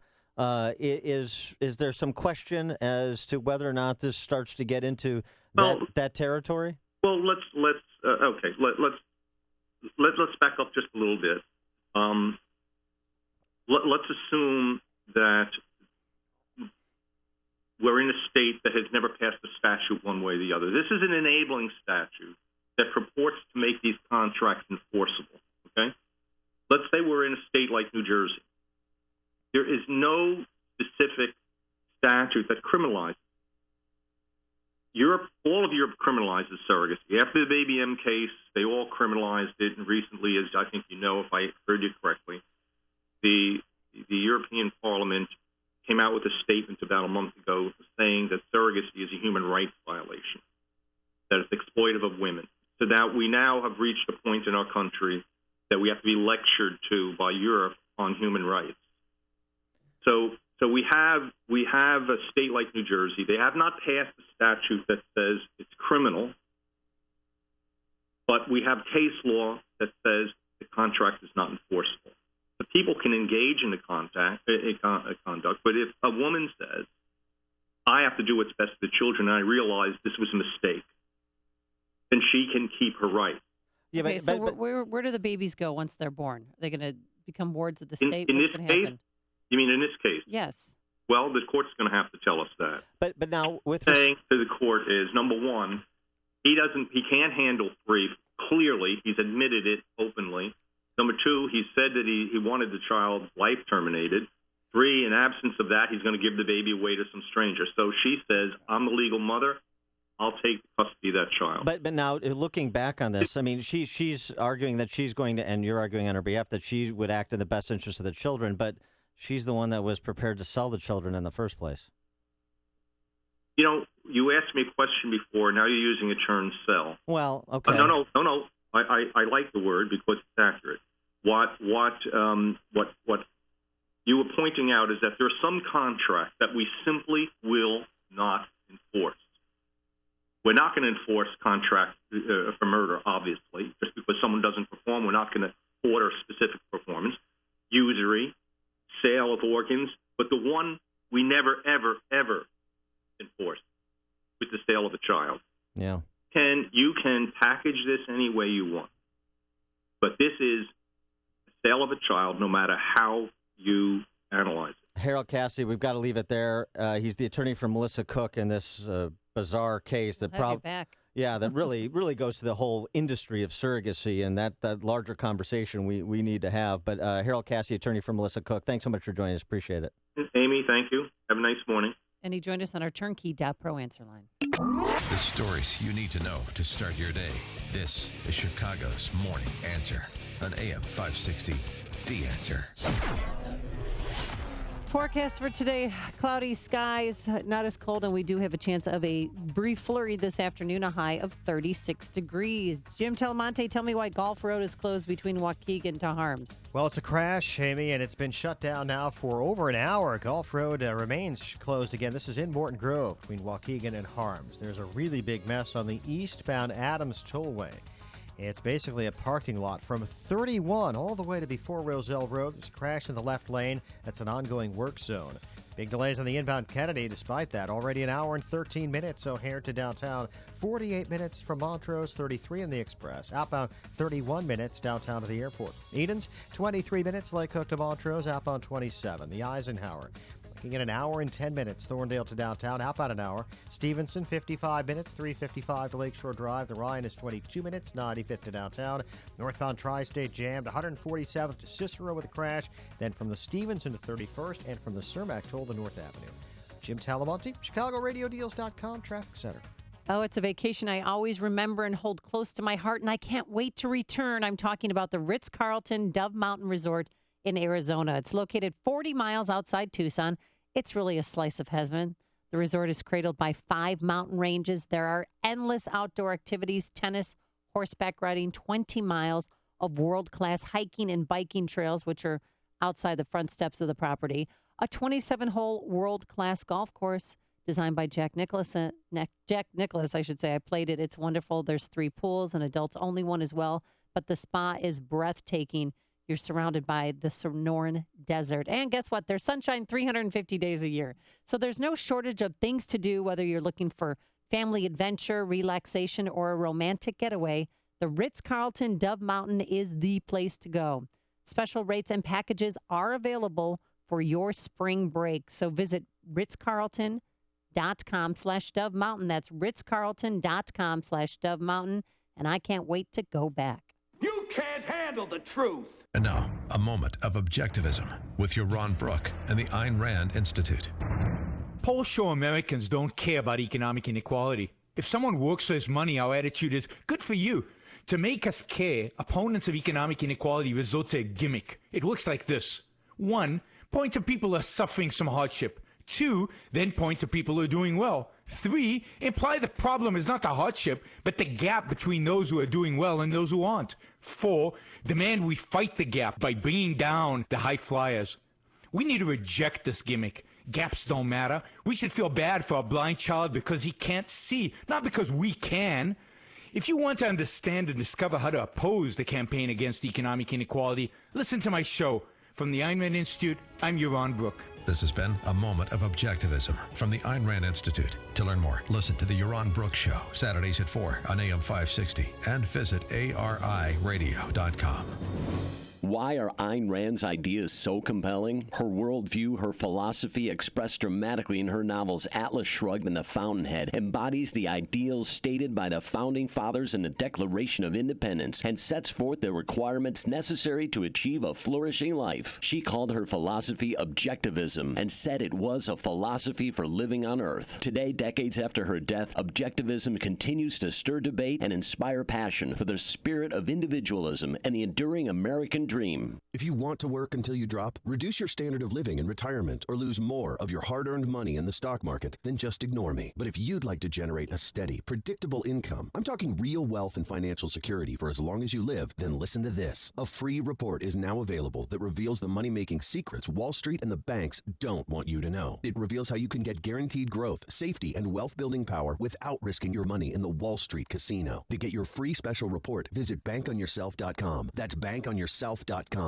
On AM 560 The Answer, we talk about the important issues that affect your world. Things like the economy, education, and foreign policy. There's always so much going on in the news that we don't always have the time to drill down and talk about the big ideas behind the big issues. That's where Upstream Ideas comes in. Upstream Ideas, online at upstream-ideas.com, in partnership with the Illinois Opportunity Project, provides the kind of information that informs the policy discussions happening here on AM 560. At Upstream Ideas, you'll broaden the debate, move beyond partisan assumptions, and challenge accepted orthodoxies. In other words, Upstream Ideas goes against the current and thinks Upstream. Go online now to upstream-ideas.com. That's upstream-ideas.com. You'll be armed with new information and fresh perspectives to spur you on to make the state of Illinois and the United States of America a bit more free, a bit more just, and a bit more civilized. Upstream-ideas.com. Your company uses interior lighting 12 hours a day, 5 or more days a week. That's up to 40% of your energy costs. Now imagine huge immediate savings with worry-free replacement lights that fit in your current fluorescent fixtures. LED tube lighting with a 10-year warranty and up to 20-year useful life. Cost-conscious companies are converting now to cutting-edge revolutionary LED lighting. From factories and retail to office and residential, discover the benefits of quality manufactured LED lighting from Chicago's premier LED fluorescent replacement provider, Lights LLC. They're retrofit so there's no fixtures to replace.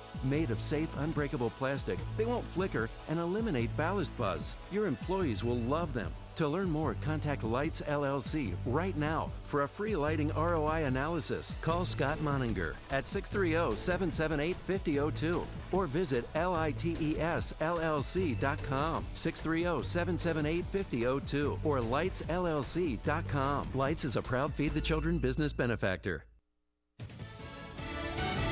Fox News Radio, I'm Dave Anthony. Who does President Obama want on the Supreme Court? He's expected to nominate someone next week, though Senate Republicans suggest they may not even consider that choice, wanting to wait for the next president. This is not the first time that Republicans have come out with a lot of bluster, only to have reality ultimately sink in. White House spokesman Eric Schultz. Hillary Clinton says she hopes the president nominates someone difficult for the GOP to oppose. Somebody who is a sensible person with a good record and maybe somebody who's already been confirmed by the Senate. On the campaign trail, Senator Ted Cruz says he'd filibuster any choice. We are one justice away from a radical 5-justice liberal majority on the court, the likes of which this country has never seen. Cruz is laughing off Donald Trump's threat to sue him. What Cruz says is incredible. So he'll go up and he'll absolutely lie. In fact, I've never said anything like it. Cruz says he's only repeating liberal positions Trump's on video saying in the past. The primary in South Carolina is 4 days away. 4 American journalists are getting ready to leave Bahrain after being detained and then charged. Fox's Jessica Gallagher live at our Middle East Bureau. Dave, a defense lawyer for the four, says they will fly out of Bahrain this evening. Mohammed Al-Jisi telling the AP that no travel ban has been placed on the journalists, despite them facing charges while covering the 5th anniversary of Bahrain's Arab Spring.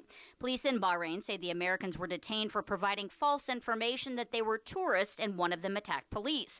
Bahrain law requires a special media visa before beginning work in the country. Dave. Jessica, they're cleaning up storm damage in parts of Florida and Mississippi. I saw debris flying and limbs and leaves and everything blowing around. Well, the suspected tornadoes damaged or destroyed about 24 homes in those states, but no serious injuries are reported. Icy roads are a problem in Virginia, blamed for 3 traffic deaths. There have been winter weather advisories stretching from there up into Pennsylvania and New York. While out west, Arizona and California set records with temperatures in the 80s and 90s. Fox News Radio, fair and balanced.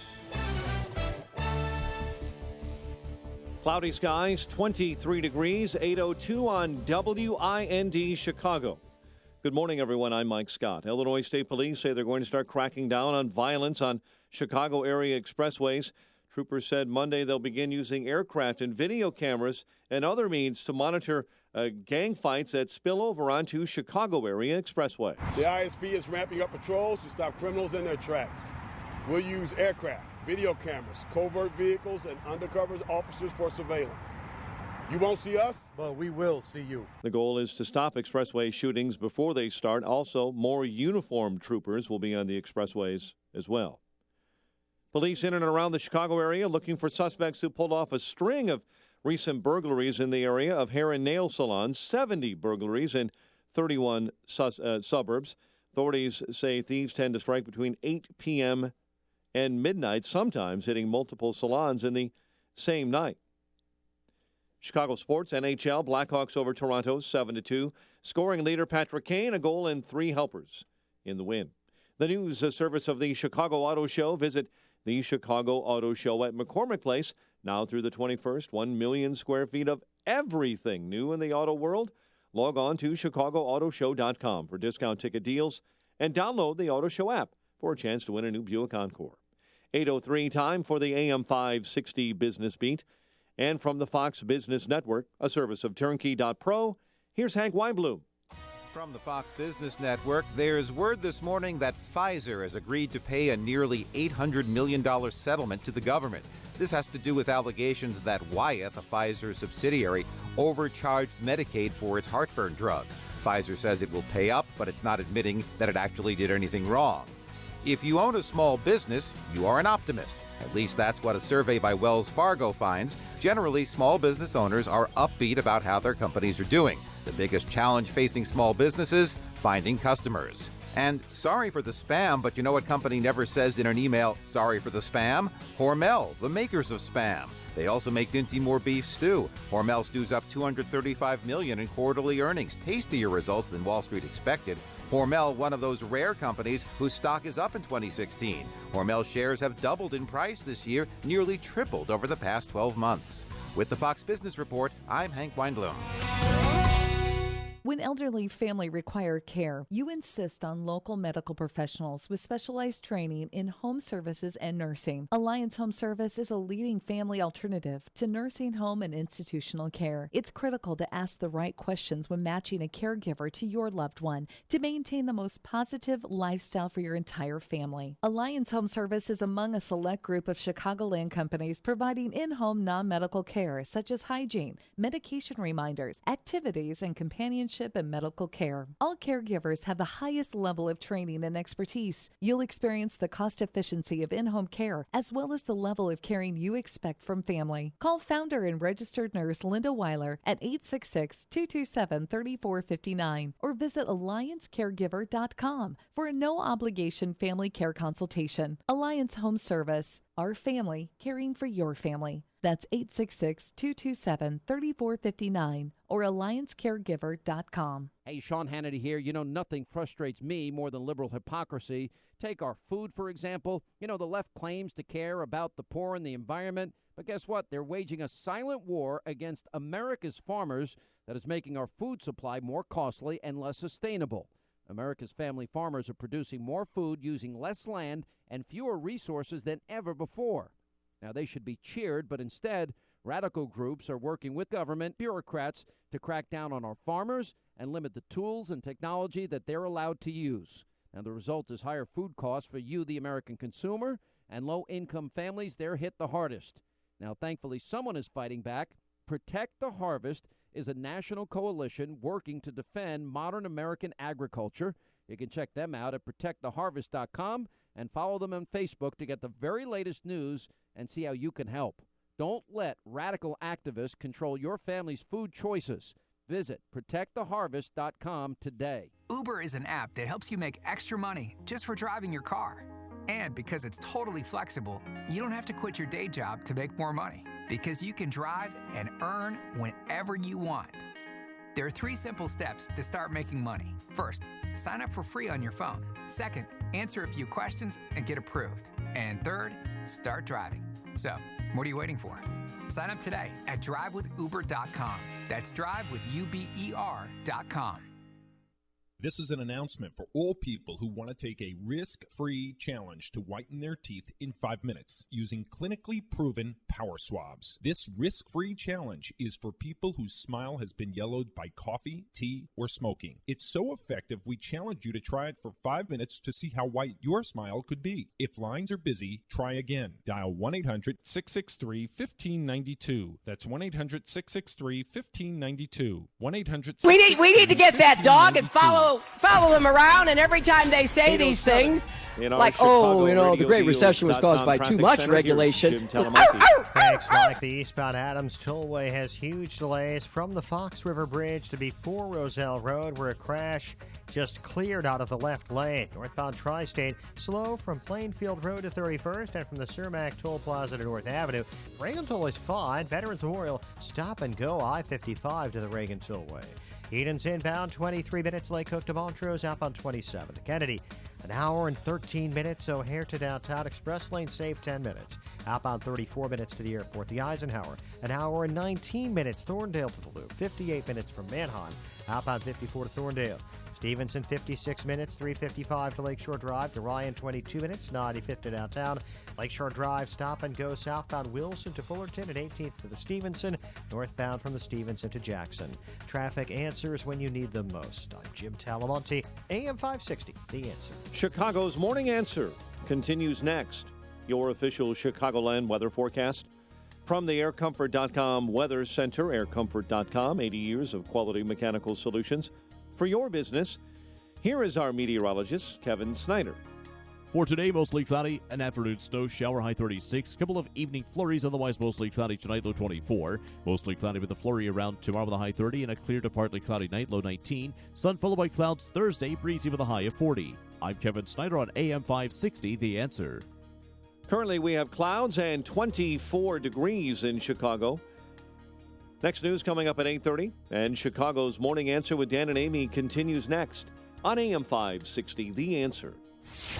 This hourly segment is brought to you by Real Estate Live with Andrew Holmes. Get honest answers to your questions every Sunday at 12 noon. Good morning. Welcome to your Tuesday morning briefing. Here's what you need to know to start your day.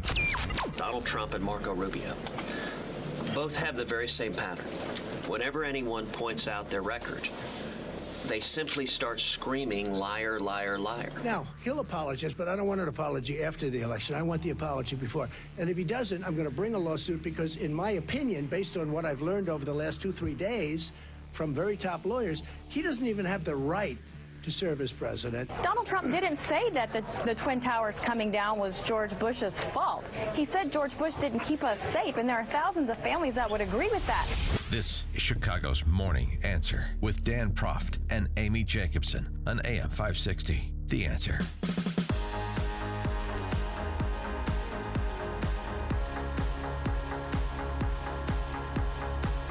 Good morning, Dan and Amy. Amy, we're to the part of the presidential campaign where everyone loses their minds, apparently.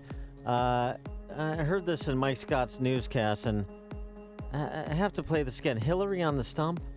We need to get that dog and follow them around, and every time they say these things, like, the Great Recession was caused by too much regulation. This is the second time she has barked during a campaign appearance. That was last night in Nevada, and the other time was in Iowa. The first time was describing Donald Trump. Is when she barked. Makes me long for the cackle. Are you sure there wasn't some kind of Teen Wolf conversion that was happening? Sorry, there wasn't. She was just She's got a forceful bark there, though. Yeah, it's pretty impressive. She's female dog. I'm just thinking. Just keep it clean. So the former presidents were out in force in South Carolina yesterday. Bill Clinton, dealing with the Trump heckler, had this to say about Donald Trump. Oh, isn't this instructive? I remember when he called me to say how terrible the Republicans had been to me and Hillary and how unfair they were and what a brilliant job Hillary did as a senator. So, and by the way, a lot of Republicans thought that, which is why they spent the last 3 years trying to tear her down, because they know if you nominate her, they're going to have to eat the words that they said when they weren't running for office. Pretty weak tea from the former president, except as it pertains to that cozy relationship they had with Donald Trump. Well, there was another former president out on the campaign trail, George W. Bush. He was with his brother at a pretty large rally in Charleston, South Carolina. But later then he sat down with Sean Hannity, our brother in sound here. And I don't know, is there a grammatical error here? Listen. I'm not an expert in a lot of things, but I'm pretty knowledgeable about what it takes to be president. Since I were one. Yeah. Yeah. And he's got what it takes. He's got character, backbone, philosophy, vision. He can deal with crises. Yeah. And he'd make a really good president. Yeah, so he made his case for his brother. He came out of retirement. Yeah, the problem, what Jeb doesn't have, he has all those things. What he doesn't have is popular support. Since Saturday night's debate, where I thought he actually performed quite well, particularly for Jeb, the standard he set for his own performances, he has receded in the field, at least according to the public policy poll that came out yesterday that finds him tied in fifth place, which is last place, with Ben Carson. Well, for more on the state of play in the race on both sides, We're now joined by David Freddoso from the Washington Examiner. David, thanks so much for joining us. Appreciate it. Thanks so much for having me. Good morning. Good morning. So, it's been stories about the ground game that Ted Cruz has, similar to Iowa, where he's got super PAC financed ground troops that are trying to whip the evangelical vote, which is substantial in South Carolina, like it was in Iowa. But it hasn't reflected in where the race currently stands with Donald Trump, even after what I thought was a rather curious performance on Saturday night with nearly a 20-point lead. No, that's right. There are two different polls out that show him with a 20-point lead. I would, however, remember that South Carolina is not the kind of state that has the same level of turnout as New Hampshire, and that it has a lot more evangelicals and is more likely to resemble Iowa, even though on the other side of that, it's not a caucus. So perhaps it's slightly less likely to, give us such a dramatically different result in the end. But I would not be surprised if Cruz manages to come really close or to pull it off. And just keep in mind that, this state can surprise, and it tends to surprise, and delivered for Newt Gingrich last time. It's also the state that tends to pick the nominee. And except for 2012, it pretty much has. Well, when you look at Jeb Bush with his brother there yesterday, George W., they put he won in 2000 in South Carolina. Do you think that will move the needle in any aspects to Jeb Bush's campaign? It's possible. And if anything in that debate performance hurt Trump, it's the fact that in a state that is filled with military families, where the Republican primary especially will be overwhelmingly dominated by military families, that to start talking this 9/11 truther stuff and to also, the Iraq War, a lot of people now think it was a mistake, but the idea that George W. Bush deliberately lied us into it has always been this conspiracy theory that I don't think holds water. And I say that as someone who didn't want us to go to that war at all. That sort of thing could really hurt him potentially. That might be what delivers the surprise. On the one hand, you have Cruz, who has this super PAC running a serious ground game. And on the other side, you have Rubio, who's pretty much getting endorsed by just about every person in the state. And then you have Jeb, who's got his brother there, who, to some people is still a beloved figure. I think for a lot of people he's not. The other danger is that you have this prisoner's dilemma in the race where Jeb and Rubio, neither of them wants to get out, but unless one of them gets out, neither of them's going to win. Well, you have that prisoner's dilemma game. Let's explore that a little bit in a little bit more detail, because it seems to me it's even more complicated than that. It may turn out, especially if what you suggest could happen does happen, where Cruz comes close or maybe even pulls a rather stunning upset, at least at this juncture, looking at the race, that the person most likely to be able to defeat Donald Trump would be Ted Cruz. And so everybody's got to get out for Cruz, but nobody inside the Beltway wants to do that because they like Cruz even less than they like Trump. Yeah, no, that's true, too. And the establishment has been helping to set Trump up for this victory, which is kind of the great irony of this. I mean, Trump's supporters especially think of him as this anti-establishment candidate, but the guy the establishment really doesn't want, is Ted Cruz. And why is that, though? I mean, what is the main reason behind that? Well, first of all, you have to think back on the last couple of years of Senate history and the government shutdown that Cruz managed to cause almost single-handedly. It's not just that, but that is one kind of sign of the way that he has communicated and dealt with his fellow senators. He has not gone there to make friends, and he has succeeded. Shall we put it that way?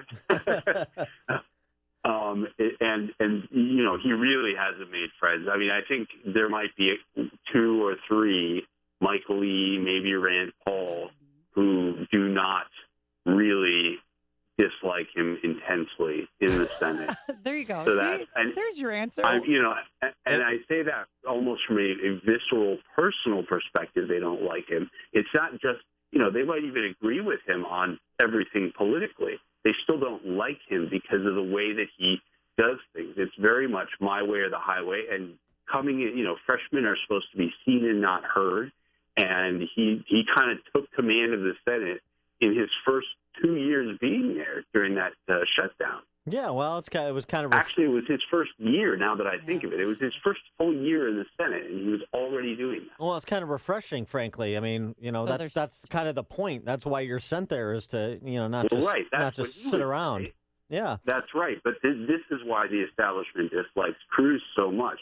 Trump, they feel like, we can deal with him. He'll just kind of, roll over and do whatever because he doesn't know what he's doing, and he's just, big money, small brain. Cruz, on the other hand, they're thinking, this guy's going to be a thorn in our side. If he gets the nomination, we're all going to have to smile and talk like we like him. And then if he gets the presidency, it's going to be even worse. We're going to spend the next 4 years basically being dictated to by this guy or fighting with it. Yeah, well, I mean, for the Beltway elites, it's more like, Trump is an amoral deal maker just like we are. And, and Cruz actually believes stuff. That's a problem. Cruz, it reminds me, Amy, of what Ozzie Guillen said about A.J. Pierzynski. Oh, what Remember? Did he say? No. He said, A.J. Pierzynski is the kind of player when he's on the other team, you really hate him. And when he's on your team, you hate him a little bit less. That's a great analogy. So what happens after South Carolina if, for example, Ben Carson finishes a distant fifth or sixth, even behind Jeb Bush? Does he get out at this juncture, and do the others stay in? And if he gets out, doesn't that tend to benefit Cruz? Well, yes. If Carson gets out, it would help Cruz and maybe Rubio jump. But of course, Rubio faces this additional problem where he's drawing from the same pool of voters as Jeb Bush is, and if Jeb Bush doesn't get out, and if John Kasich doesn't get out, then you're going to carry this prisoner's dilemma all the way into Super Tuesday when you're going to have half the, I think it's 638 or something like that, delegates all on one day. And where you have, I'm sorry to that's interrupt. more than half of what you need to win. Right. So well, you're getting late in the game after that. That's March 1st. Right, and this is why the Trump winning South Carolina is so potentially determinative. But is there anything that suggests that Kasich and Jeb won't stay through Super Tuesday? Well, I have a hard time believing they won't, especially because Kasich doesn't have any high expectations for South Carolina. Bush might be, if he ends up coming in fifth, he might be forced to drop because South Carolina is supposed to be a state where he's strong. And at some point, the donors just say, look, pal, you've underperformed everywhere we've gone. We're not pouring any more money down this rat hole.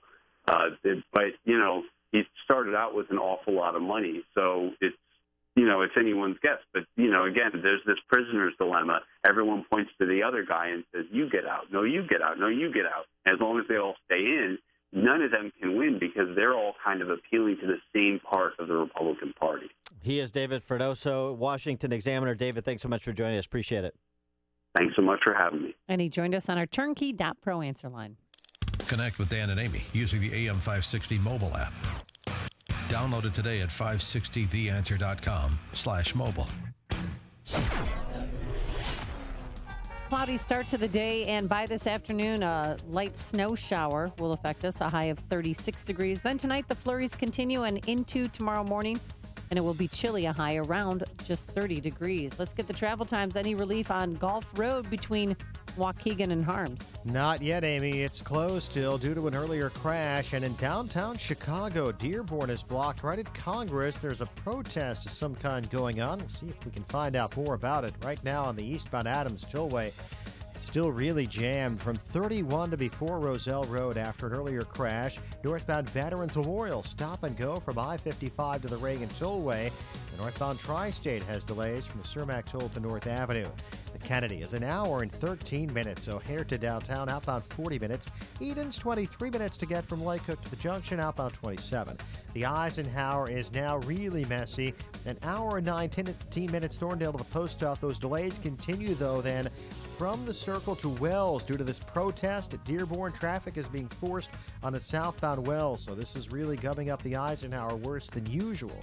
Outbound 46 minutes downtown to Thorndale. Stevenson 55 minutes, 355 to Lakeshore Drive. And Ryan 22 minutes, 95th to downtown. Jim Talamonte, ChicagoRadioDeals.com Traffic Center. With ChicagoRadioDeals.com, seeing is believing, and you have to see the deal from Vision One LASIK Center. Get LASIK surgery on both eyes at their state-of-the-art center in Lombard for only $1,900. This is a $3,800 value. Start with a consultation at any of the Vision One LASIK centers in Arlington Heights, Chicago, or Lombard. Vision One is a private practice with LASIK specialists Dr. Brand, Dr. Martin, and Dr. Berger. Hey, are you ready for this hot deal? Bikram Yoga of Rolling Meadows has a 10-class package at their beautiful studios on Hicks Road. Bikram Yoga is a series of 26 yoga postures and 2 breathing exercises taught in a 90-minute class. Get this, in a 105-degree setting, you'll be sure to sweat. Now, this package retails for $130. It is only $50. CRD features fabulous deals for skincare like microdermabrasion from Hannah Facial Cosmetic Surgery of Hinsdale, or for the best in relaxation, experience spa treatments at the Primal Ocean Salt Caves in LaGrange. All this and much more can be found only at ChicagoRadioDeals.com. Hi, I'm Lex Howard, CEO of Balance of Nature. I occasionally take new customer calls, and often people tell me that they have been hearing our advertisements for years. What are you waiting for? Start now and begin experiencing the benefits of Balance of Nature in your life. With the fruities and veggies, for sure, it's my go-to for my kids. That's my mommy's security. I don't usually eat fruits and veggies, so taking a supplement usually helps, and I can tell the difference. So, well, I just sort of, like in my fingernails, toenails, things like that. They've cleared up. They were kind of brittle and breaking, and now they don't do that anymore. Good health is only a phone call away. What are you waiting for? Don't miss your opportunity to get a free month supply of Balance of Nature. Call 1-800-2468-751. That's 1-800-2468-751. Or go online to balanceofnature.com. Use promo code CHICAGO. Chicago winters are brutal. But when you're homeless, they can be life-threatening. At 54, Trudy fell on hard times and ended up living on the streets. On cold winter nights, Trudy says the trick was to sleep on empty milk cartons to keep her body from freezing on the frozen ground. Well, thankfully, Trudy found Franciscan Outreach. Franciscan Outreach provides people who are homeless with hot meals, a warm bed, access to health care, and the support needed to improve their lives. Today, with the help of Franciscan Outreach, Trudy is employed, has permanent housing, and sleeps in her own warm bed on cold winter nights. Please find a home in your heart for those who are homeless. Visit franoutreach.org to find out how you can help. Your gift will help improve the lives of hundreds of people like Trudy every day. franoutreach.org. Make a difference today. AM 560, The Answer. So, Dan, I'm not sure if you're familiar with this, but JRW parents filed a lawsuit last week. Jackie Robinson West? Yes. The parents, they haven't gone away. They're still going on. They're not taking this sitting down. Yeah, they're very upset, and they filed a defamation suit and an invasion of privacy suit. Get this. They filed a lawsuit against Stephen Smith from ESPN because he's the one, that's how they learned that they were being stripped of the title. They were watching ESPN, and he said that Smith attacked the parents. So they're saying Stephen Smith defamed them by saying what? By saying that the parents and children have been told that their title has been stripped when they weren't told yet. They learned from watching TV. How is that defamatory? Because he said they attacked the parents. It gets worse. Remember Chris Janes, our friend here? He's been on our program several times. He's from the Evergreen Park Little League. He was the one that found that they were cheating. Yeah, residency violations. He's the one who found that out by just simply going online. But they're claiming that he invaded their family's privacy by obtaining personal information such as the parents' license plate numbers. Yeah, so and they're also suing Little League Baseball. That's so I'm confused, as I often am in frivolous cases. So Stephen Smith defamed them, but by simply reporting the facts. Mm-hmm. That's not defamatory. Truth is an absolute defense. And then the Janes, the coach or the other team, invaded their privacy. Well, yeah. By looking up their addresses online. Yeah. And looking and running their plate numbers, allegedly. So this is the thing. JRW parents claim that they're the victims here. They believe that they were eligible because the former treasurer, Bill Haley, told them that everything was on the up and up. See how they're flipping this? So now they're the victims. And yesterday they came forward saying, look, we filed this lawsuit because we just want to be reinstated. We just want our title reinstated. Well, wait a second. And if you reinstate our title, Little League Baseball, ESPN Radio, Chris James, if you guys help to reinstate our title, this lawsuit will go away. Extortionary tactic. Here's the problem. They're conceding that there was cheating that occurred, but they weren't party to the cheating. So reinstate the title, even though we agree that we cheated because we didn't know about the cheating. Is that the argument? And then they'll drop the lawsuit. Hear about the big stories of the day, then talk about them right here on Chicago's Morning Answer on AM 560. The Answer. A beauty day to play 18, huh, Dale? 80 degrees and not a cloud in the sky. This is the life. The forecast looks great for the next 3 days, too. Looks like we'll just schedule 3 more courses this week. Tee it up. You've been pretty lucky that you've been able to spend some quality time in the sun. Something that you may not be so lucky with is the fact that 1 in 5 people will develop skin cancer in their lifetime. At Dermatology and Plastic Surgery Associates, they know that most people are unaware of the effects that a lifetime of sun can have on their skin. If you've been sunburned in your lifetime, it's time to have your skin checked out. Call Dermatology and Plastic Surgery Associates at 815-744-8554 or visit skinhealthpros.com. The doctors at Dermatology and Plastic Surgery Associates have your skin health covered. Skin cancer kills, so today's the day to get your skin checked. Dermatology and Plastic Surgery Associates, 815-744-8554 or visit skinhealthpros.com. Healthy skin, healthy body, healthy, happy you.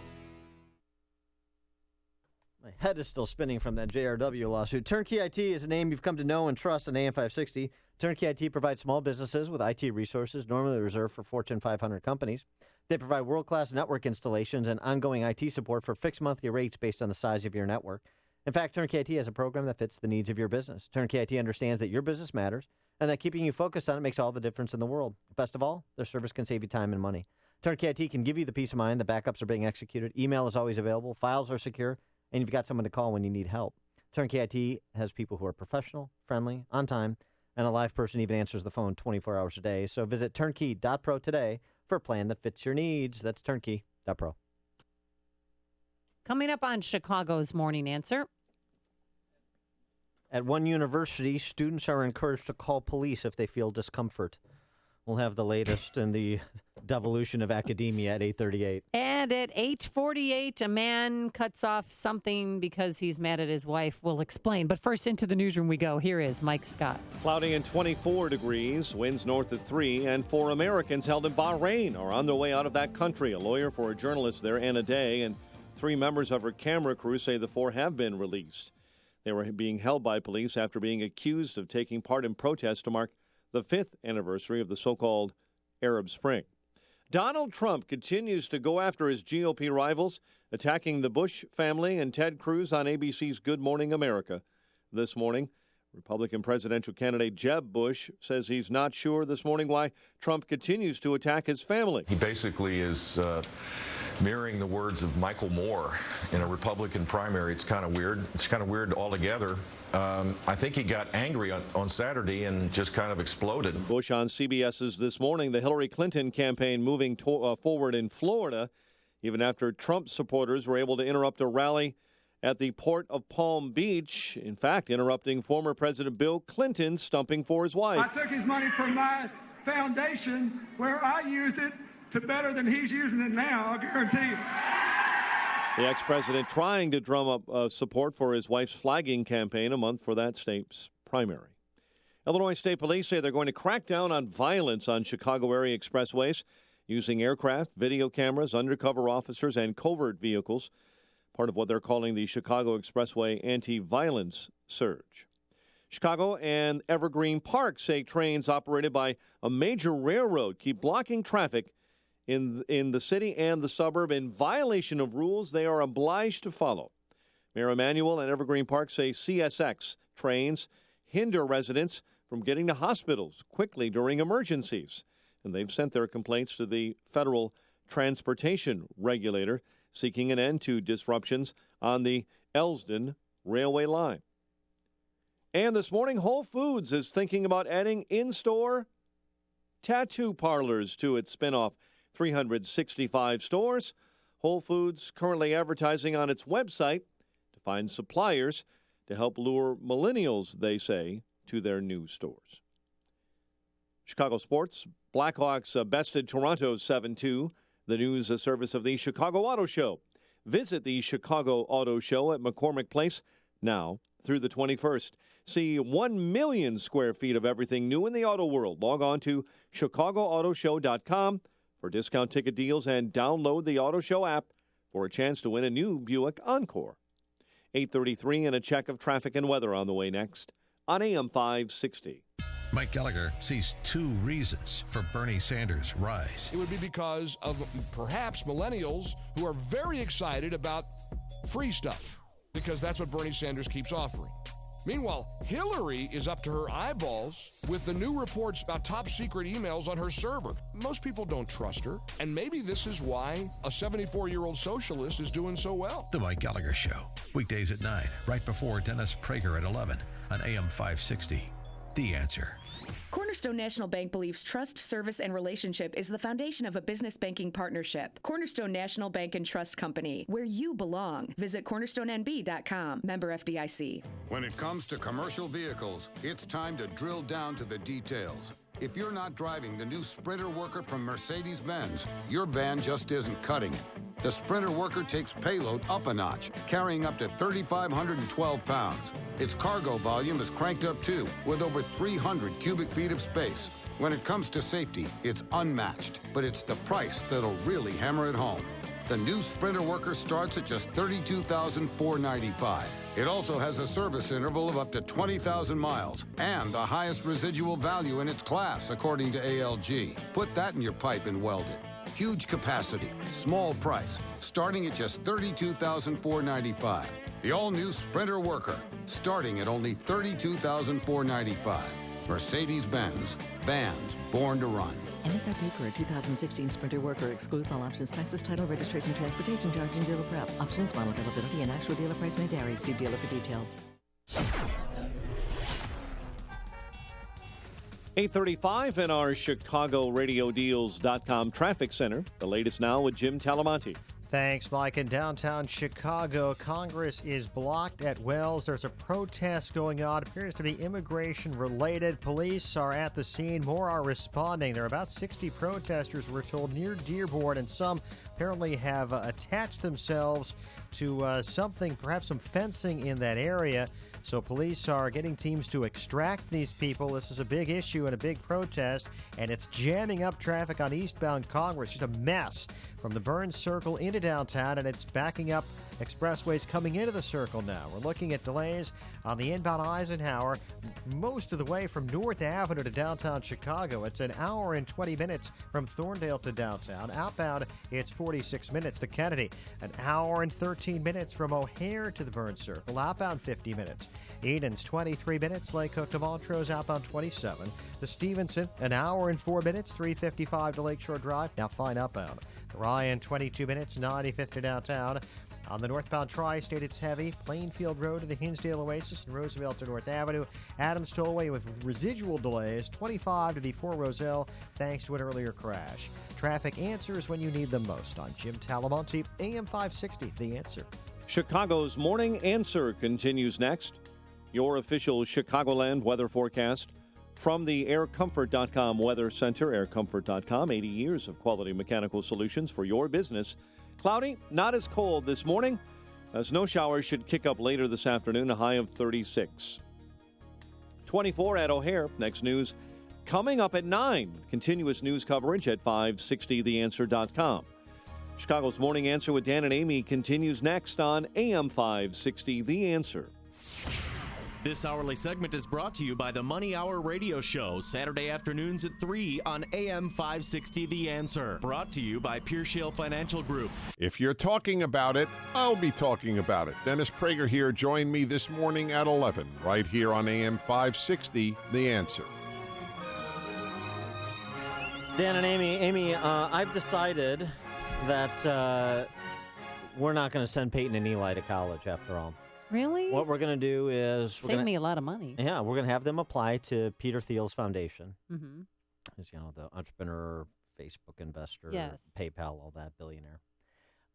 Where he, through his foundation, provides $100,000 seed capital investments to enterprising, entrepreneurial young people to skip college and go open a business. That sounds great. Yeah. We just have to come up with a business plan. That's not a problem. I got a million of them on the Oh, you shelf do? that I've, that are just collecting Would you help dust. out the Dos Engladas and Yes, this? Yeah. absolutely. And I'd suggest that our friends in the listening audience do the same thing. Get your kids out of these overpriced totalitarian re-education centers. Like, for example, the University of Portland, the Portland Pilots. Thank you, because the mascots are very important to me. West Coast Conference. This is why you have the show why the show Portlandia is so popular, because of the absurdity. University of Portland has launched a Speak Up webpage that encourages students to report incidents of discomfort to its public safety department. You mean discomfort, physical discomfort or emotional pain discomfort? What kind of physical discomfort? As you know, Amy, the emotional wounds, much more serious than the physical. The physical wounds heal. Right, and the emotional wounds, they could heal, but the problem is you just don't know when. Sometimes they never do. Right, exactly. I mean, I can't tell you the scarring, the emotional scarring that afflicts me to this day. Oh, time does ease your pain. We asked members of our community to speak up, all caps, and report alleged incidents of discrimination and incidents of discomfort regarding observed or experienced interactions of intolerance, says the university on its webpage. So you don't even have to experience it. If you observe someone else experiencing an interaction of intolerance, then you go ahead and call the university's public safety department, because apparently they have nothing better to do than to play wet nurse to these bedwetters at the University of Portland.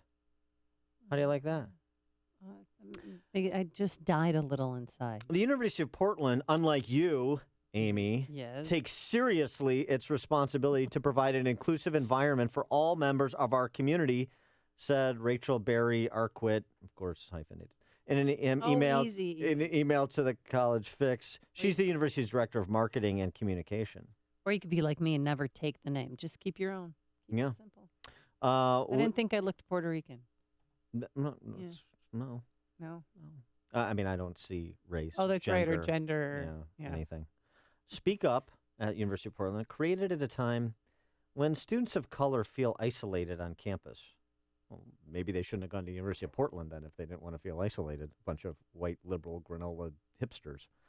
And so the creation of this webpage and apparently deploying local ground forces. Ground forces? Well, the public safety department.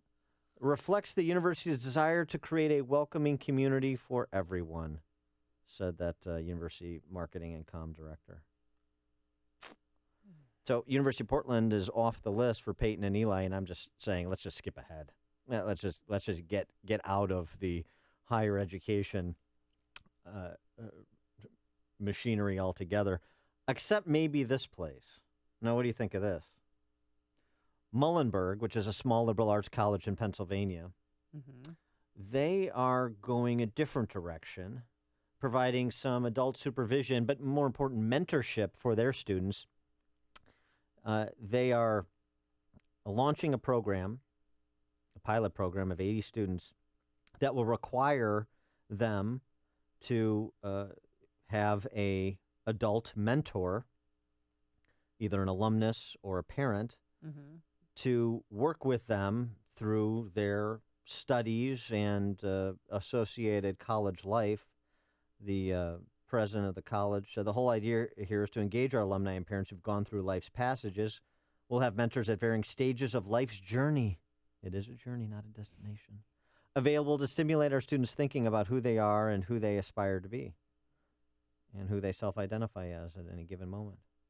So what about that? What do you think about that idea? I'm not opposed to mentors, but at some point in time, you have to cut the cord and figure out life on your own. You have to take a few stumbles, because remember, it's not the fall, it's how you recover from the fall. That's what which Hillary helps says. Build character. That's what Yeah. Hillary says. So that's true. That's through all 4 years? You have this mentor, a parent, or a... Now, they're just launching this. Remember, you're talking about children at the tender age of 18, 19, 28, 21, 22. They still have 4 years left on their health insurance, their parents' health insurance, when they get out of college. Remember, I have neighbors who are 26 years old who live in a very nice house who are still on Obamacare. Yeah. Parents' health insurance. And because you can be married and still be on Obamacare. I don't know if people realize that. That's an option. Well, sure, right. For people out there. You could be, right, yes, absolutely. Or maybe they just want mommy and daddy to keep footing the bill. Adult babies. Unfortunately, so many of the adult babies are in charge of these very expensive institutions that used to be of higher learning and now they don't like me. Are something very different. My neighbors don't like me. I'm too old for them. Ralph and Rantoul, you're on Chicago's Morning Answer.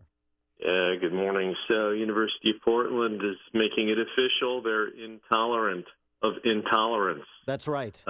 It sounds like that weenie student that I called you about a little while ago, where it's just the mere thought of being offended makes a little wet spot on the bed. Yes, thanks for the call, Ralph. That's true. Again, to make this point, yes, it's not just incidents where you feel discomfort.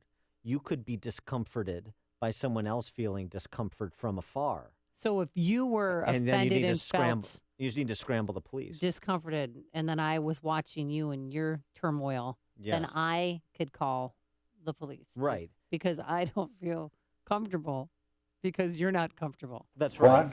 And hopefully the police would come and beat both of us senseless. Well, one can only hope. Also on the campus beat here, remember at Mizzou, our good friend Melissa Glick, who was yelling and screaming, "We need some more muscle!" And she was charged with an assault, third-degree assault, last month. Well, she's back in the news, and I watched it yesterday, so you didn't have to. 2 police officers had their body cameras on during the homecoming parade. Remember when the president of the university was trying to get back into his home, and people stopped him, and they held hands, and police were yelling, "Get back, get back, get on the sidewalks." I would never want to be a police officer. After watching this, was exhausting. I feel so bad for the officers, but she gets out there and she's right in their face and swearing at them, yelling at them, telling, "No, you can't do this, and who the bleak do you blink and bleak think you are?" And yet she still has a job this morning. I don't understand what will it take to get Melissa Glick fired from Mizzou. Bleak and bleak, were those the words she used? Well, bleak and beep.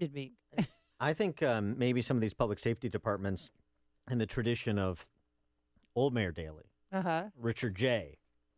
Oh, yeah. should be given, at minimum, shoot to maim orders on college campuses. The policeman isn't there to create disorder. The policeman is there to preserve disorder. It's news, opinion, insight. This is Chicago's Morning Answer on AM 560. The Answer. Cloudy out there, cold, snow is on the way, anywhere from a dusting to an inch, a high of 36 degrees. Then tonight, some flurries, and tomorrow we will have mostly cloudy skies, chilly with a flurry around, a high of 30 degrees. Let's get the travel times and see how it's going down in the loop with that protest. Here's Jim Telemonte. Yeah, we're feeling for Chicago police right now. They're trying to take care of some protesters, or at least disperse them from blocking the roadway. They've blocked, the protesters have, Congress between Clark and Dearborn. They have blocked the ramp from the inbound Kennedy into downtown Chicago. Traffic on eastbound Congress is being forced onto Wells because of this apparently an immigration-related protest, which again has Congress completely closed between Clark and Dearborn. Dearborn's blocked at Congress. It's a big mess. About 60 protesters involved, and police have to get some teams to extract some of these people who have attached themselves to fencing in that area. It's backing up inbound expressways approaching downtown. Again, the Kennedy, you can't go from the inbound Kennedy to the inbound Eisenhower or eastbound Congress. It's right now an hour and 5 minutes O'Hare to downtown.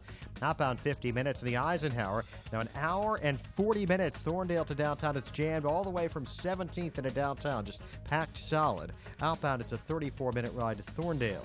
Eden's 22 minutes. Lake Hook to Montrose. Outbound now clear. The Stevenson, an hour and 4 minutes. 3:55 to Lakeshore Drive. The Ryan, 23 minutes. 95th to downtown. Lakeshore Drive, for now, not a bad option. Southbound has the usual delays. Wilson to Fullerton. Then it's slow 18th to Stevenson. Some auto show traffic. Northbound slow from the Stevenson to around Soldier Field. Jim Talamonte in the ChicagoRadioDeals.com Traffic Center. Book your spring break trip now, and the best place to go, a spot that I'm dreaming of returning to, is Ritz-Carlton Dove Mountain in Arizona. It's located just outside of Tucson. The resort is surrounded by 5 mountain ranges. There are endless outdoor activities, tennis, horseback riding, 20 miles of world-class hiking and biking trails, which are on the property. There's a 27-hole world-class golf course designed by Jack Nicklaus, 3 pools, and adults-only one as well. And there's this luxurious spa, and the views are breathtaking. You're surrounded by the Sonoran Desert. If anyone's been there, you know exactly what I'm talking about. And if you haven't been there, you should go. Sunshine 350 days a year. There's no shortage of things to do, whether you're looking for family adventure, because there's a great kids club and a water slide. And it's also perfect for a romantic getaway. The Ritz-Carlton Dove Mountain has it all. Special rates and packages are available right now for your spring break. Simply go to ritzcarlton.com/Dove Mountain. That's ritzcarlton.com/Dove Mountain. Congratulations to all who took the Balance of Nature New Year's Challenge. Success stories are pouring in. So many people have been helped through this incentive that I have asked Balance of Nature to continue this challenge for as long as possible. I thoroughly love the stuff. I have rheumatoid arthritis. I've been taking vitamins and all kinds of things for it, but I've decreased taking the extra stuff that I've been taking because the veggie capsules and the fruit seem to have helped it. And I'm finding that I can walk further, and everybody is saying to me, "Oh, you're not using your cane." I said, "Nope." Good health is only a phone call away. What are you waiting for? Don't miss your opportunity to get a free month supply of Balance of Nature. Call 1-800-2468-751. That's 1-800-2468-751. Or go online to balanceofnature.com. Use promo code CHICAGO. Hey Chicagoland, the construction season is just around the corner and we all need to start getting our ducks in a row. Of course, the economy isn't as robust as we'd like it. Big surprise there. And this year, you'll be asked to do more with less again. No need to worry though, Draft Tech has got your back. Whether it's piping, electrical, plumbing, or mechanical, we've got the experienced designers and drafters that can add value to any project. We've got the software, AutoCAD, Revit, SolidWorks, Inventor, and Plant 3D. We've got MEP and Navisworks to help guide you through the BIM waters. We've got 3D scanners that create a perfect model of your pre-project space so that you can say goodbye to project-killing ads and reworks. So whether you're a big company with more projects than people, or a small contractor trying to move up the food chain, Draft Tech has got you covered. Check us out at draftingresults.com. Draft Tech, cutting-edge technology, old-school service. That's Draft Tech, draftingresults.com. Chicago's Morning Answer with Dan and Amy continues now. And make sure to stay tuned to catch me, Mike Gallagher, coming up at 9, only on AM 560, The Answer. Oh, it does cut like a knife. This isn't a very uplifting Valentine's Day story. This happened over the weekend. Well, yeah, it had happened in faraway Kenya, but still we're talking about it here because it's kind of unbelievable.